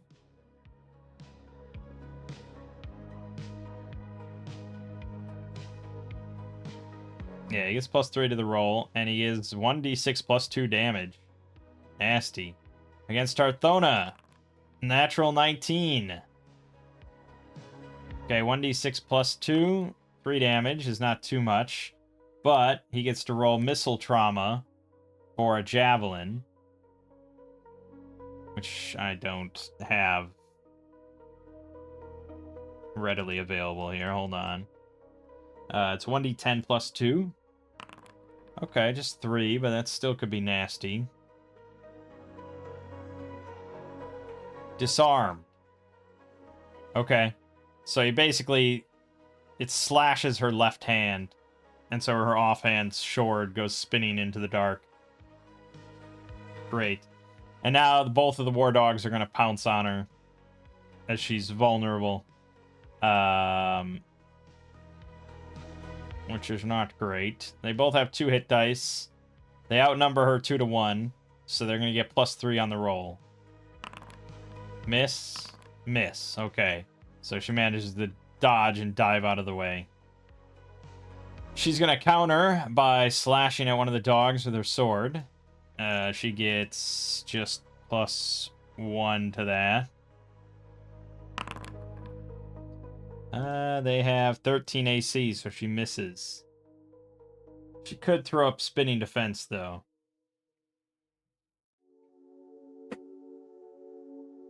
Okay. She'll throw up spinning defense. With just one weapon. Nathun, he could cast a spell.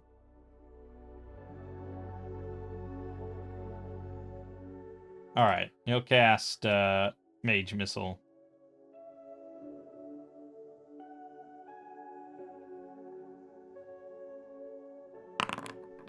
Alright. So he's going to do 1d4 damage to the orc. 4, very nice. And whatever his stats... He's got 15 hit points, so he's down to 11. 11 on the orc. Porridge is going to leave the dogs to Tarthona, and he's going to charge at the orc with his flail. So that's going to be a +3 to the roll. That is a hit for another 4. Okay. We'll go ahead and attempt a minor exploit. He's going to try to, trip? Trip? Yeah, we'll go for a trip. I imagine his dexterity is not shitty, though. We'll give him a 13 dex, so his roll is going to be success by 5. Porridge, terrible failure. Okay, so Porridge gets tripped. Fair. New initiative from Porridge. Excellent. He's going to stand right up again, and he's going to just try to smack him with the flail again. He's at, what did I say, 7? Miss. Nathun is going to Mage Missile him for 3 more. He's down to 4 hit points. He's probably going to, yeah, he's going to have to roll a will check. Tarthona is going to slash at one of the dogs with her sword. That is definitely a hit, but not a kill. They're actually pretty hardy. They have 11 hit points each, so one of them's at 5.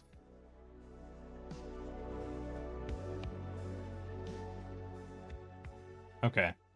The dogs are both going to keep trying to kill Tarthona. So they have disadvantage, +3 with disadvantage. First one misses, second one hits. So that is painful. 1d6 damage. 3 more. Okay, the orc rolling his morale check. We'll give him a will of 12. He succeeds. So he's going to now... What did he have for his melee weapon? A battle axe.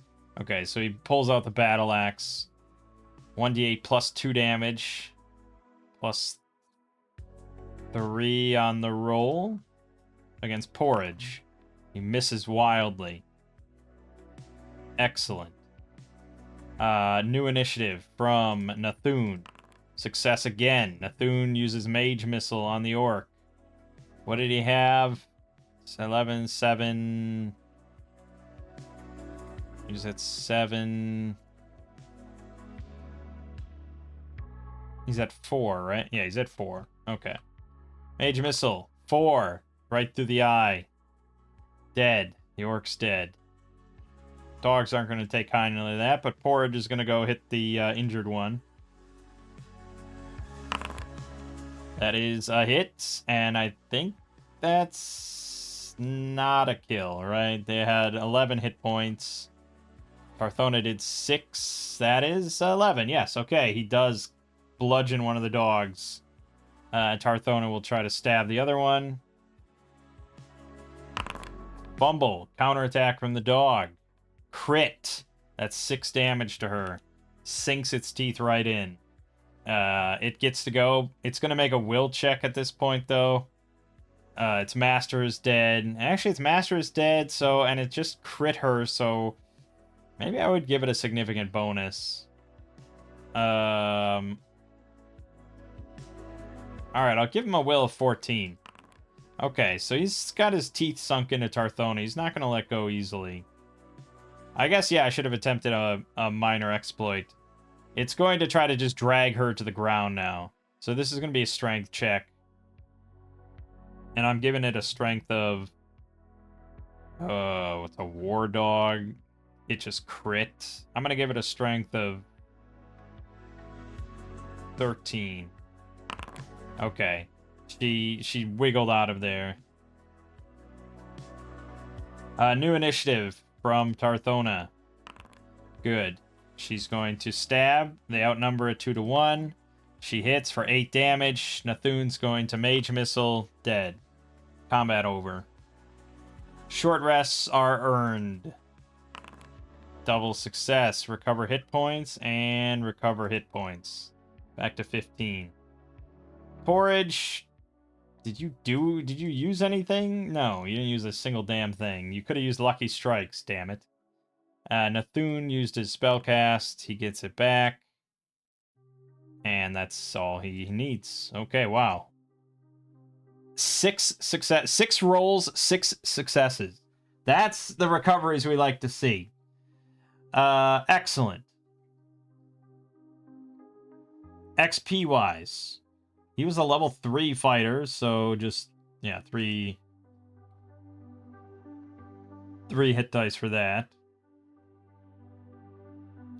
So that was 50, and they were 2+, so that was 70. So 120 XP is what we got. Very nice. And then the room itself, I suppose we're going to search, because, you know, it's an orc. He's got a little room here. We'll search it. So down to 3. Beneath the furs in his bed is a locked steel strongbox containing a set of thieves' tools and an ivory brooch worth 50 gold. Berg has not opened the box recently to examine his small treasure, but were he to do so, he would make an unhappy discovery. He has lost the key. In fact, Tweez filched the key and hopes to find the lock to which it belongs. Okay, well, we don't need a lock because we have fucking traps and locks, so... Yep, she manages to pick it. And we'll grab the ivory brooch, of course, of course. That's worth another 50.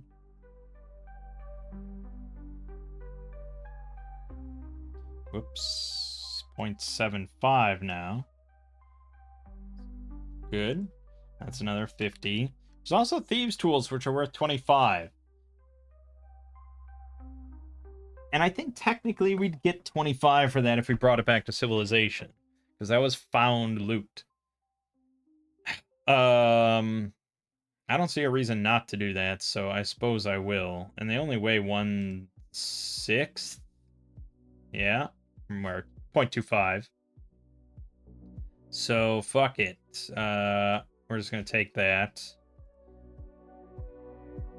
And that's worth another 25. Alright, that's it for 1/5. Nothing majorly good for loot outside of the flail we found, but we're only 5 rooms in. We're going to continue on then. There's a narrow passage to the northeast and a wider passage to the north. I guess we'll go north. 112. The tunnel to the south terminates in a natural ledge. The tunnel to the south. Am I looking at this map upside down?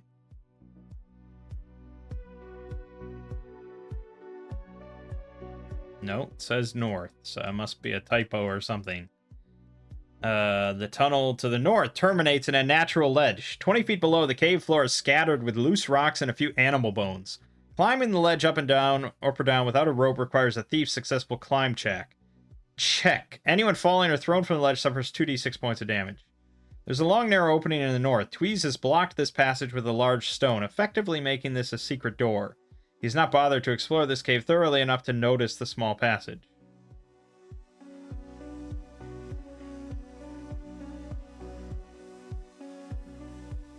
Okay.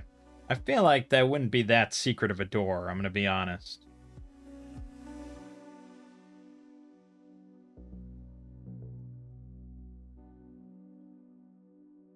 Okay. So we come across a ledge, and we could climb down, or we could attach a rope. We do have rope.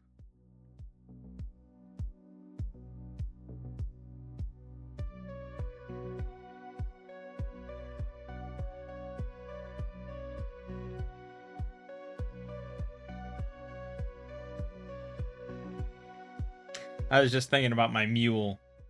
I didn't bring it into the cave with me, so it's outside somewhere tied up, you know. And then I was thinking about the ogre going out to hunt.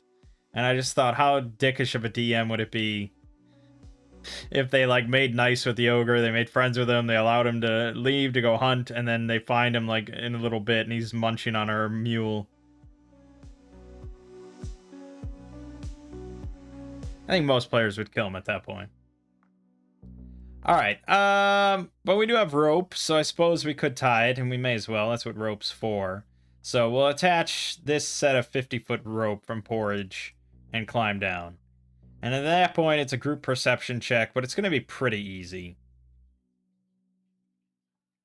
Like, I'm going to give +2 to the roll.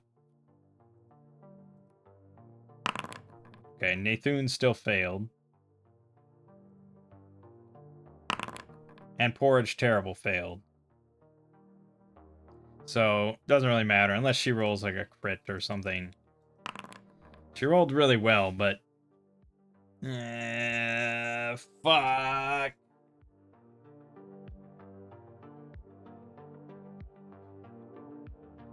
I mean, as a DM, you could just say, like, okay, well, you got a great success, so that's good enough. Like, and players will be happy. I mean, it's a rare player that would be like, well, that's not really the rules, you know. Most players would be like, oh, thank God. I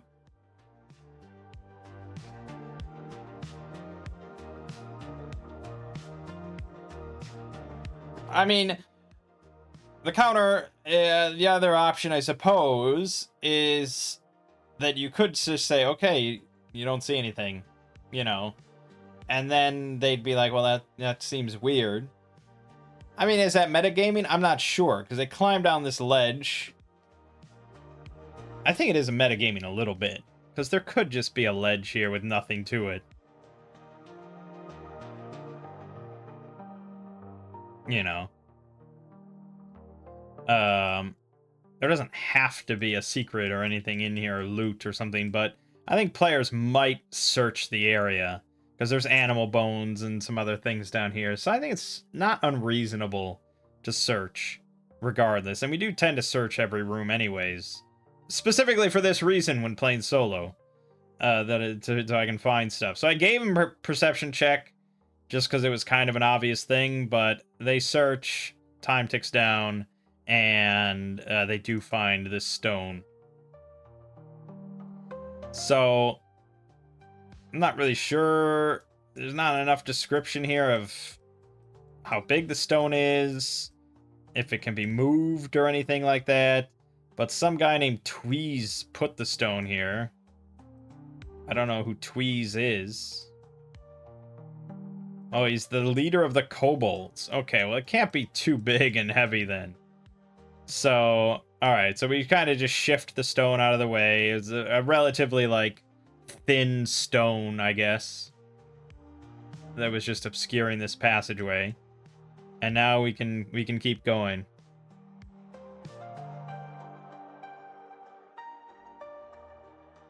Alright, and that leads us into a trapped cave. Okay. So that's one trap to the north, one to the east. So we dump out into this small circular cave. And we're probably going to search this room as well. Which should give us decent odds of finding these traps.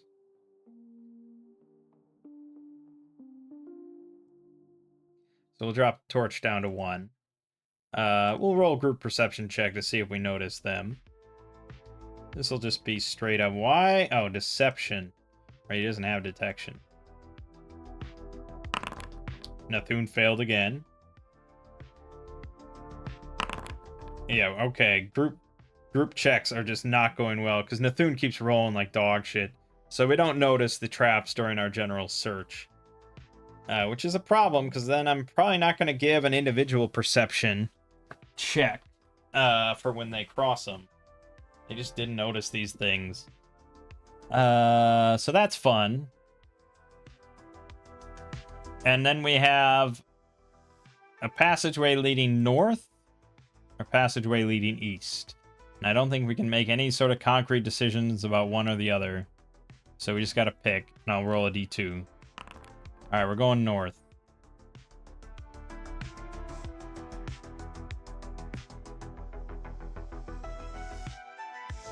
All right, let's do the trap first then. So I imagine it's a little tripwire. It's a spiked club kind of embedded sort of into the corners. I don't know. I don't know exactly how to picture this. It's dark or whatever, and it's obscured. But there's a little tripwire, so she trips the wire, and the DM says, okay, you've tripped a tripwire. What do you do? And the correct answer, 99% of the time, as I said, is to leap backwards. And that's what she does. And lo and behold, it is the right answer. So I'll give her a +2 on her dex luck roll. She failed. Ooh. Okay, she will use a reroll on that one. That's surprising. Double failure. Okay, well, she gets to keep her luck, I suppose, but she's going to be eating an unpleasant thing. 1d8 +1. And she max rolls it, so she takes it in the fucking face. She jumps backward, but it's way bigger than she thought and just clips her face for 9 damage. She's down to 6. Okay, Porridge is definitely going to heal her. So he's going to roll Cure Light Injury. Success. Good. So that's going to be 1d6 +1. 4, she gets back, so she's at 10. We also could have her drink the honey. And she's sort of our frontliner, kind of, so I'm going to do it. We're going to drink the honey. So she heals 1d8. 4 more. Okay, it's not too bad.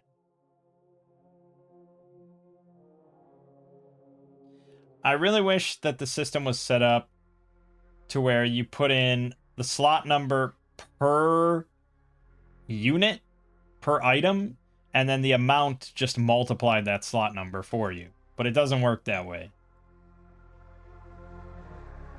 There's a lot that could be improved with this module. But who am I to complain, I guess? Alright, well, after sort of catching her breath, wiping the blood off and drinking her honey, we're going to move on.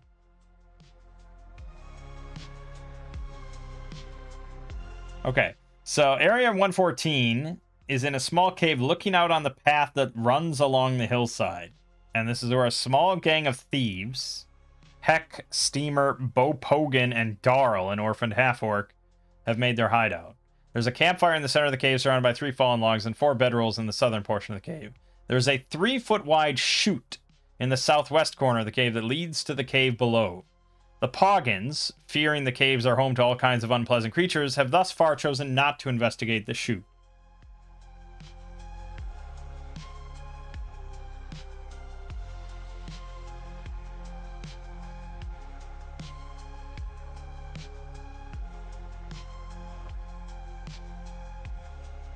Okay.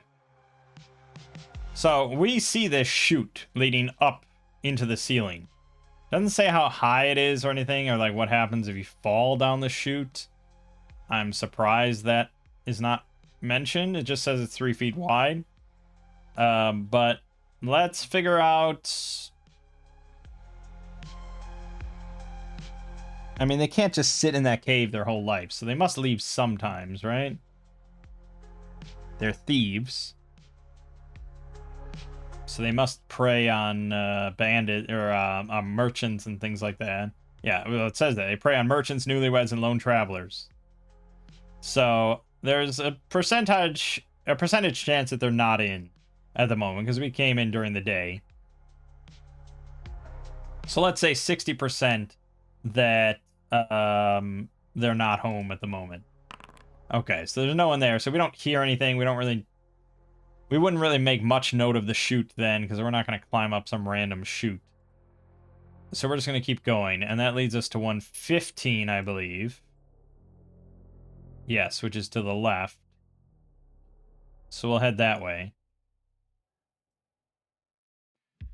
The southern portion of the cave is filled with a 3-foot-high pile of sand. Anyone digging in or walking over the sand upsets a nest of 8 giant spiders, 1 foot diameter, that swarm out in mass as soon as their home is disturbed. An observant character may notice slight movement just beneath the sand surface. Oh my god, so it's 8 giant spiders that have 1 hit dice plus 1, so 5 hit points each. Oh, well, technically, yeah, 5, 5, 9, 6, 2, 2, 4, 7, but whatever. They have 11 AC, bite for 1 damage, plus a lethal poison. Save or die with plus 2. That's a lot of nastiness.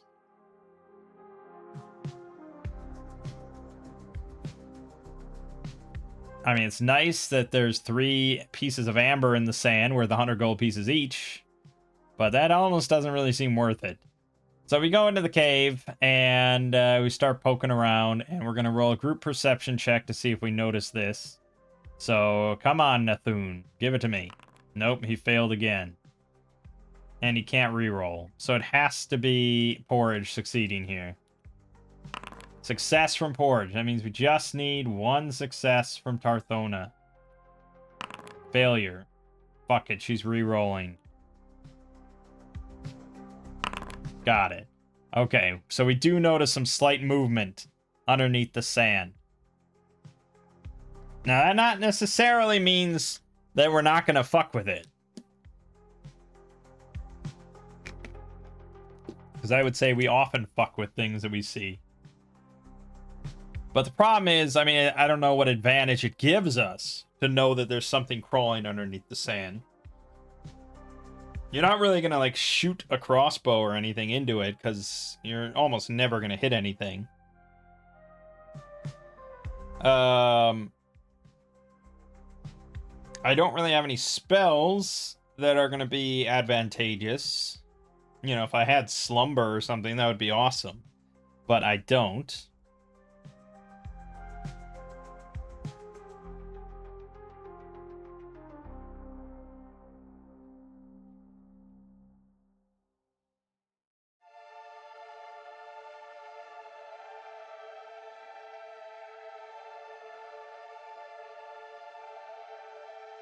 So I don't even know how we benefit from knowing there's something in there.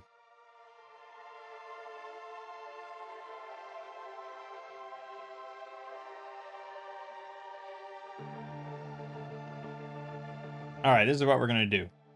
We're going to go to the entrance to this cave. So we're going to go all the way to, like, back here or so. And Tarthona is just going to throw one of our iron spikes. Did I buy iron spikes? Oh my god, I didn't. How could I have not bought iron spikes? Okay, that's a gross oversight. I don't know how I forgot that. That's like one of the most valuable things. Alright, fine. The torch is about to go out, so we're going to light a new torch. And we're going to throw the old one at the sand pile. Alright, now as soon as we throw that, or very shortly after, bursting out of the big sand pile are 10 1-foot large giant spiders.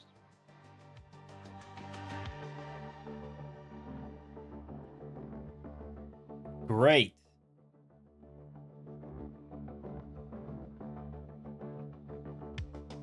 So it's not quite a giant crab spider, but honestly, these things are pretty close. These things are mean. I don't agree with these stats, really. Because they're saying 1 foot diameter. The crab spiders here are 5 foot long. They're saying 1 hit dice plus 1, so 5 hit points. The giant crab spider has 9 hit points. They're saying save or die with plus 2. The giant crab spider is save or die with plus 2.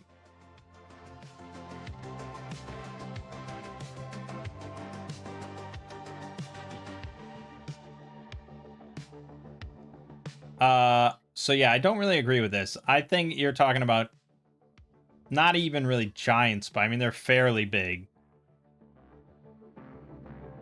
But if I Google largest spider in the world,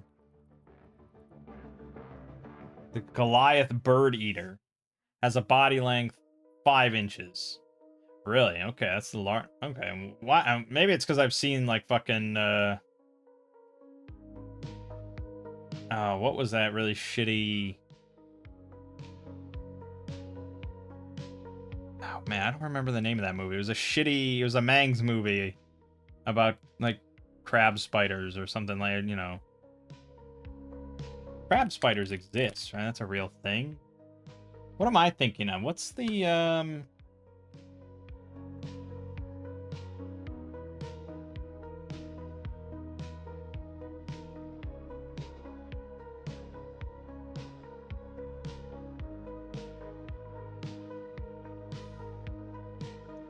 Okay, I don't know what I'm thinking of. Maybe it's not a spider I'm thinking of. What was the thing that was like, that sort of looked like a spider, and it was like massive, and it was on people's like trash cans? Was that just a crab? Was that not a spider? Crab that looks like a spider? No? I don't know what the fuck I'm thinking of then.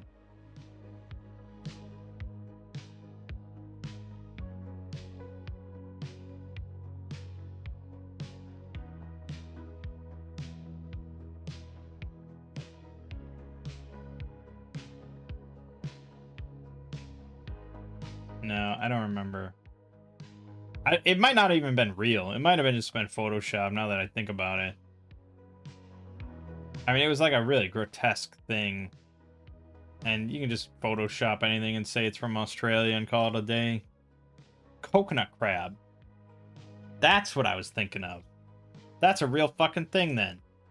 Never mind. This is exactly what I was thinking of. Yeah, coconut crab. So it was a crab. And it sort of looks like a spider. Why didn't it come up earlier? Hold on a second. Alright, so, right, I mean, I guess it would be hard to not call these things, giant spiders, but it's like a mini giant spider. So we gotta nerf these stats. This isn't appropriate. They should have, like, I don't know, 2 hit points. I think that's fair. If a sturge has 2 hit points and a giant rat has 2 hit points, these should have 2 hit points. And then 11 AC is fine. The bite should not be save or die. I'm making a ruling here. Not every fucking poisonous creature has to kill you with their poison. There can be other effects. Let it be known. So I believe the encounter activity table for giant spiders. Spider giant, or no, maybe it was centipedes. Giant centipede. Yeah, this one had a D20 table for alternative venoms.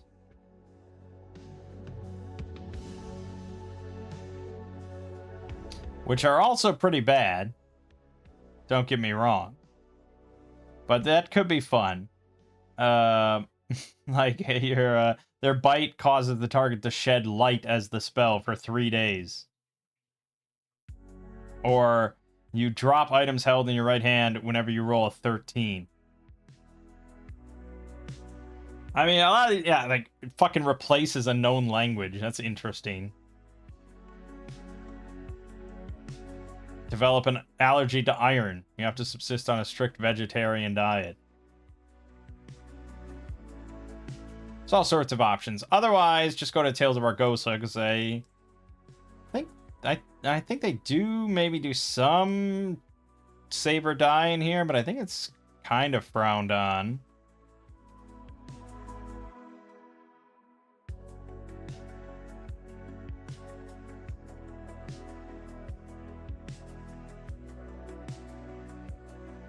Yeah. GM decides the poison or roll 1d20 on the poison table. So they have a whole poison table we could roll on. Which, some of them definitely do death. Some of them just inflict toxin trauma on the trauma table. Some of them do a lot of damage. Yeah, or other things. I think probably these should be relatively minor. Maybe stat loss. Or maybe just 1d12 toxin. I mean, I agree they should still be a threat. Like I said, we should be afraid of them, but we'll do stat loss. 1d4 strength, dex, or con loss. That's what these spiders inflict. Alright.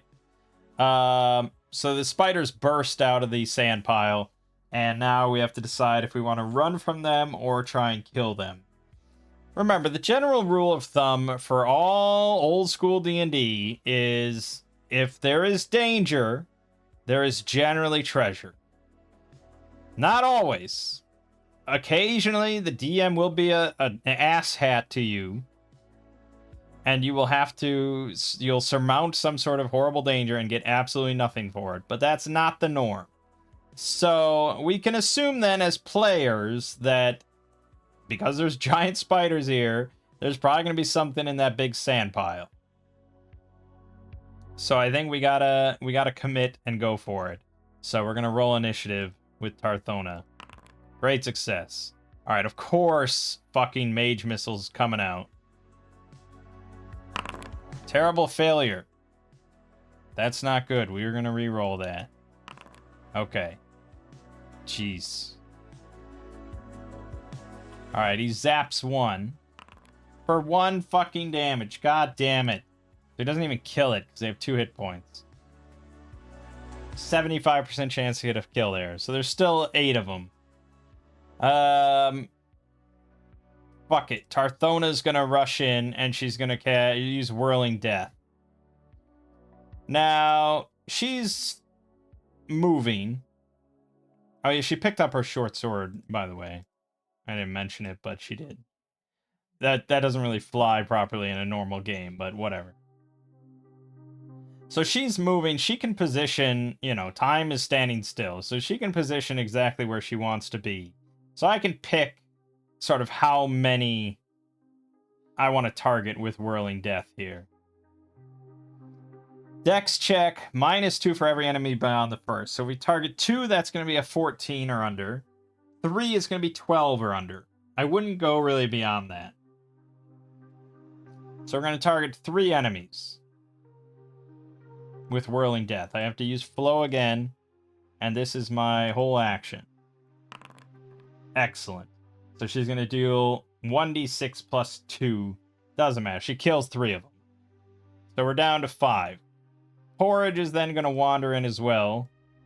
He's got really nothing exciting to work with. So yes, he's just going to swing his flail. And he misses. They now get their turn. There's 5 of them left. 3 of them are going to go on Tarthona. 2 of them are going to go on Porridge. That means that the ones on Tarthona get +2. The ones on Porridge get +1. On Tarthona then. 1, 2, 3. 1 hit. They do 1 damage. And then she has to roll Luck Con. I'm not going to give her the +2 to save because the poison's not nearly as bad. It's not death. So it's just Luck Con, and it's an Oracle roll, because like I said, no poison or anything like that is ever going to lower luck. Because otherwise, it just gets too insane. So just Luck Con, here we go. She got a great success, she's fine. Porridge, they get +1 against him. 1, 2, both miss. New initiative. Failure. They're going to go again on Tarthona with +2. 1, 2, 3. 2 hits. One of them got a natural 19. I'm going to rule that she gets -2 on the on her save. So she takes 2 more damage from the bites, and she has to make 2 Luck Con checks. The first one's normal. Success. The second one is with -2. Great success. Dude, she is standing strong. She's hardy. The poison is filling her veins and she loves it. Okay, and then against Porridge, 2 more with +1. Hit, miss. He loses 1 point. He has to make Luck Con. Great success. We're doing very well on the poison front. Our turn. Nathun's going to zap that one that he already injured, so it's dead. Done.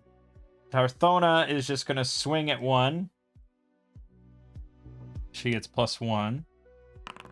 That's a hit and a kill. Offhand. It's going to be -3 overall. Crit. Dead. We're down to... We killed 3 this turn, so we're down to 2. Yeah, 1 on Porridge, 1 on Tarthona. The Porridge is going to swing at the one on him. Miss. New initiative. Failure again. 1 on Tarthona with +0. That is a hit. 1 on Porridge with +0. Crit. I'll give him that -2 as well. They both take 1 damage. Tarthona rolling normal Luck Con. Success. Porridge Luck Con -2. Failure. He will re-roll. He gets a +2 to it. So it's just a regular roll now. Terrible failure. He's eating it. That's 1d4 strength, dex, or con. We'll roll a d3. It's going to be con. And the -1d4 is going to be 3. So his current con now goes down to 10. Recovery is mostly through, I think, great successes on recovery, a short rest, or I think long rest will recover it all. I don't think anything at night will do it other than our standard ration option. Yeah, that's it. Okay. That means that his current hit points drops down with it down to 14. Well, no. It would be... No, he would lose 3 more hit points when it comes to that. So he would actually be at 12.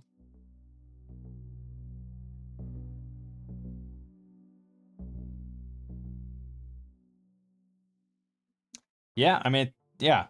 I think that's fair. I mean, the poison takes a heavy toll on his constitution, so it makes sense. I don't know the specific guideline for that, but yeah.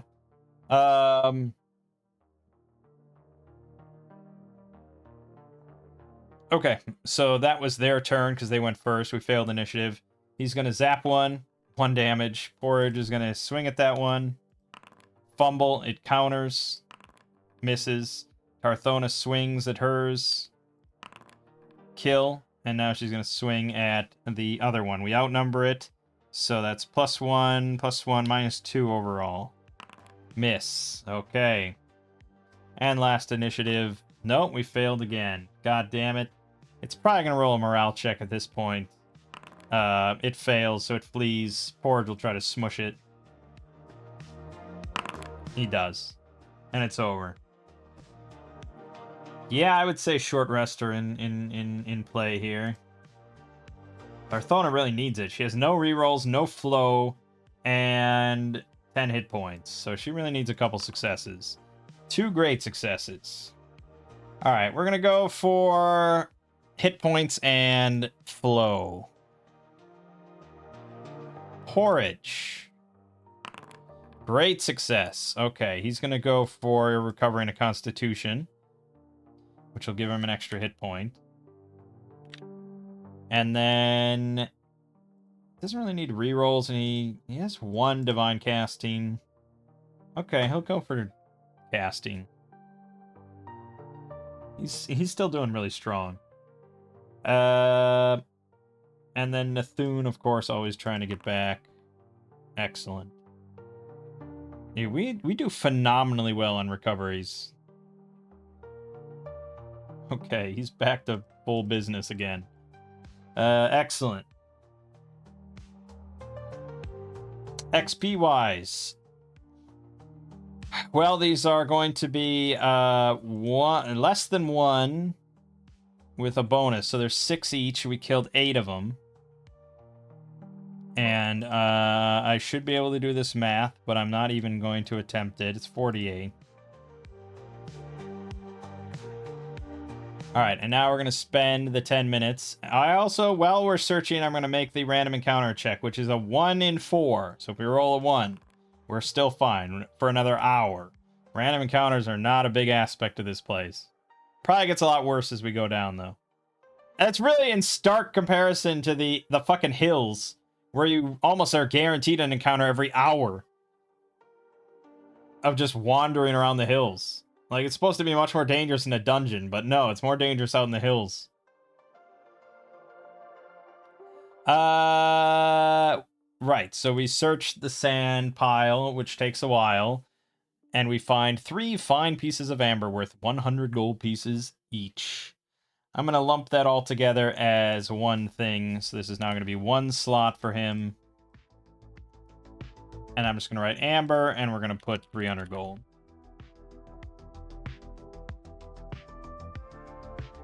Okay. And that's it. And I think that's probably where we're going to end off for today. We did pretty well. I mean, technically, I guess I'm not actually in the city of Barakus yet. We'd have to make it down to the 2nd level. I don't love my chances of making it to the 2nd level. I think that's over here in 126, maybe? Or is that up?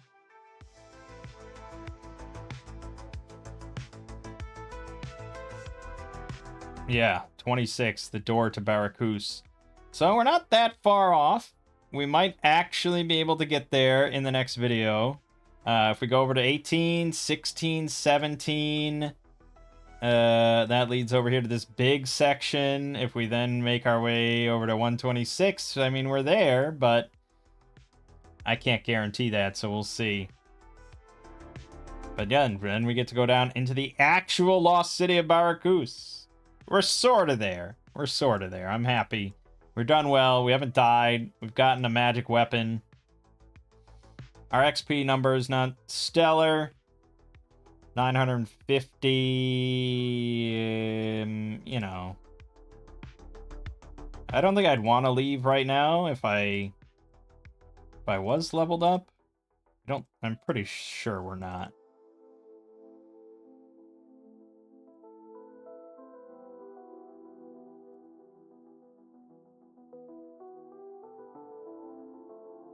$1,400 divided by 3, 4, yeah, not even close. Okay, yeah, we need like a big pile. We need a big treasure pile to level up. When I get that, though, I mean, yeah, we could head back. Like I said, it's like 1 night out on the road, and then we're back home at end home, and then we can level up and purchase more shit, and 1 night back here, and so on and so forth. We'll see, though.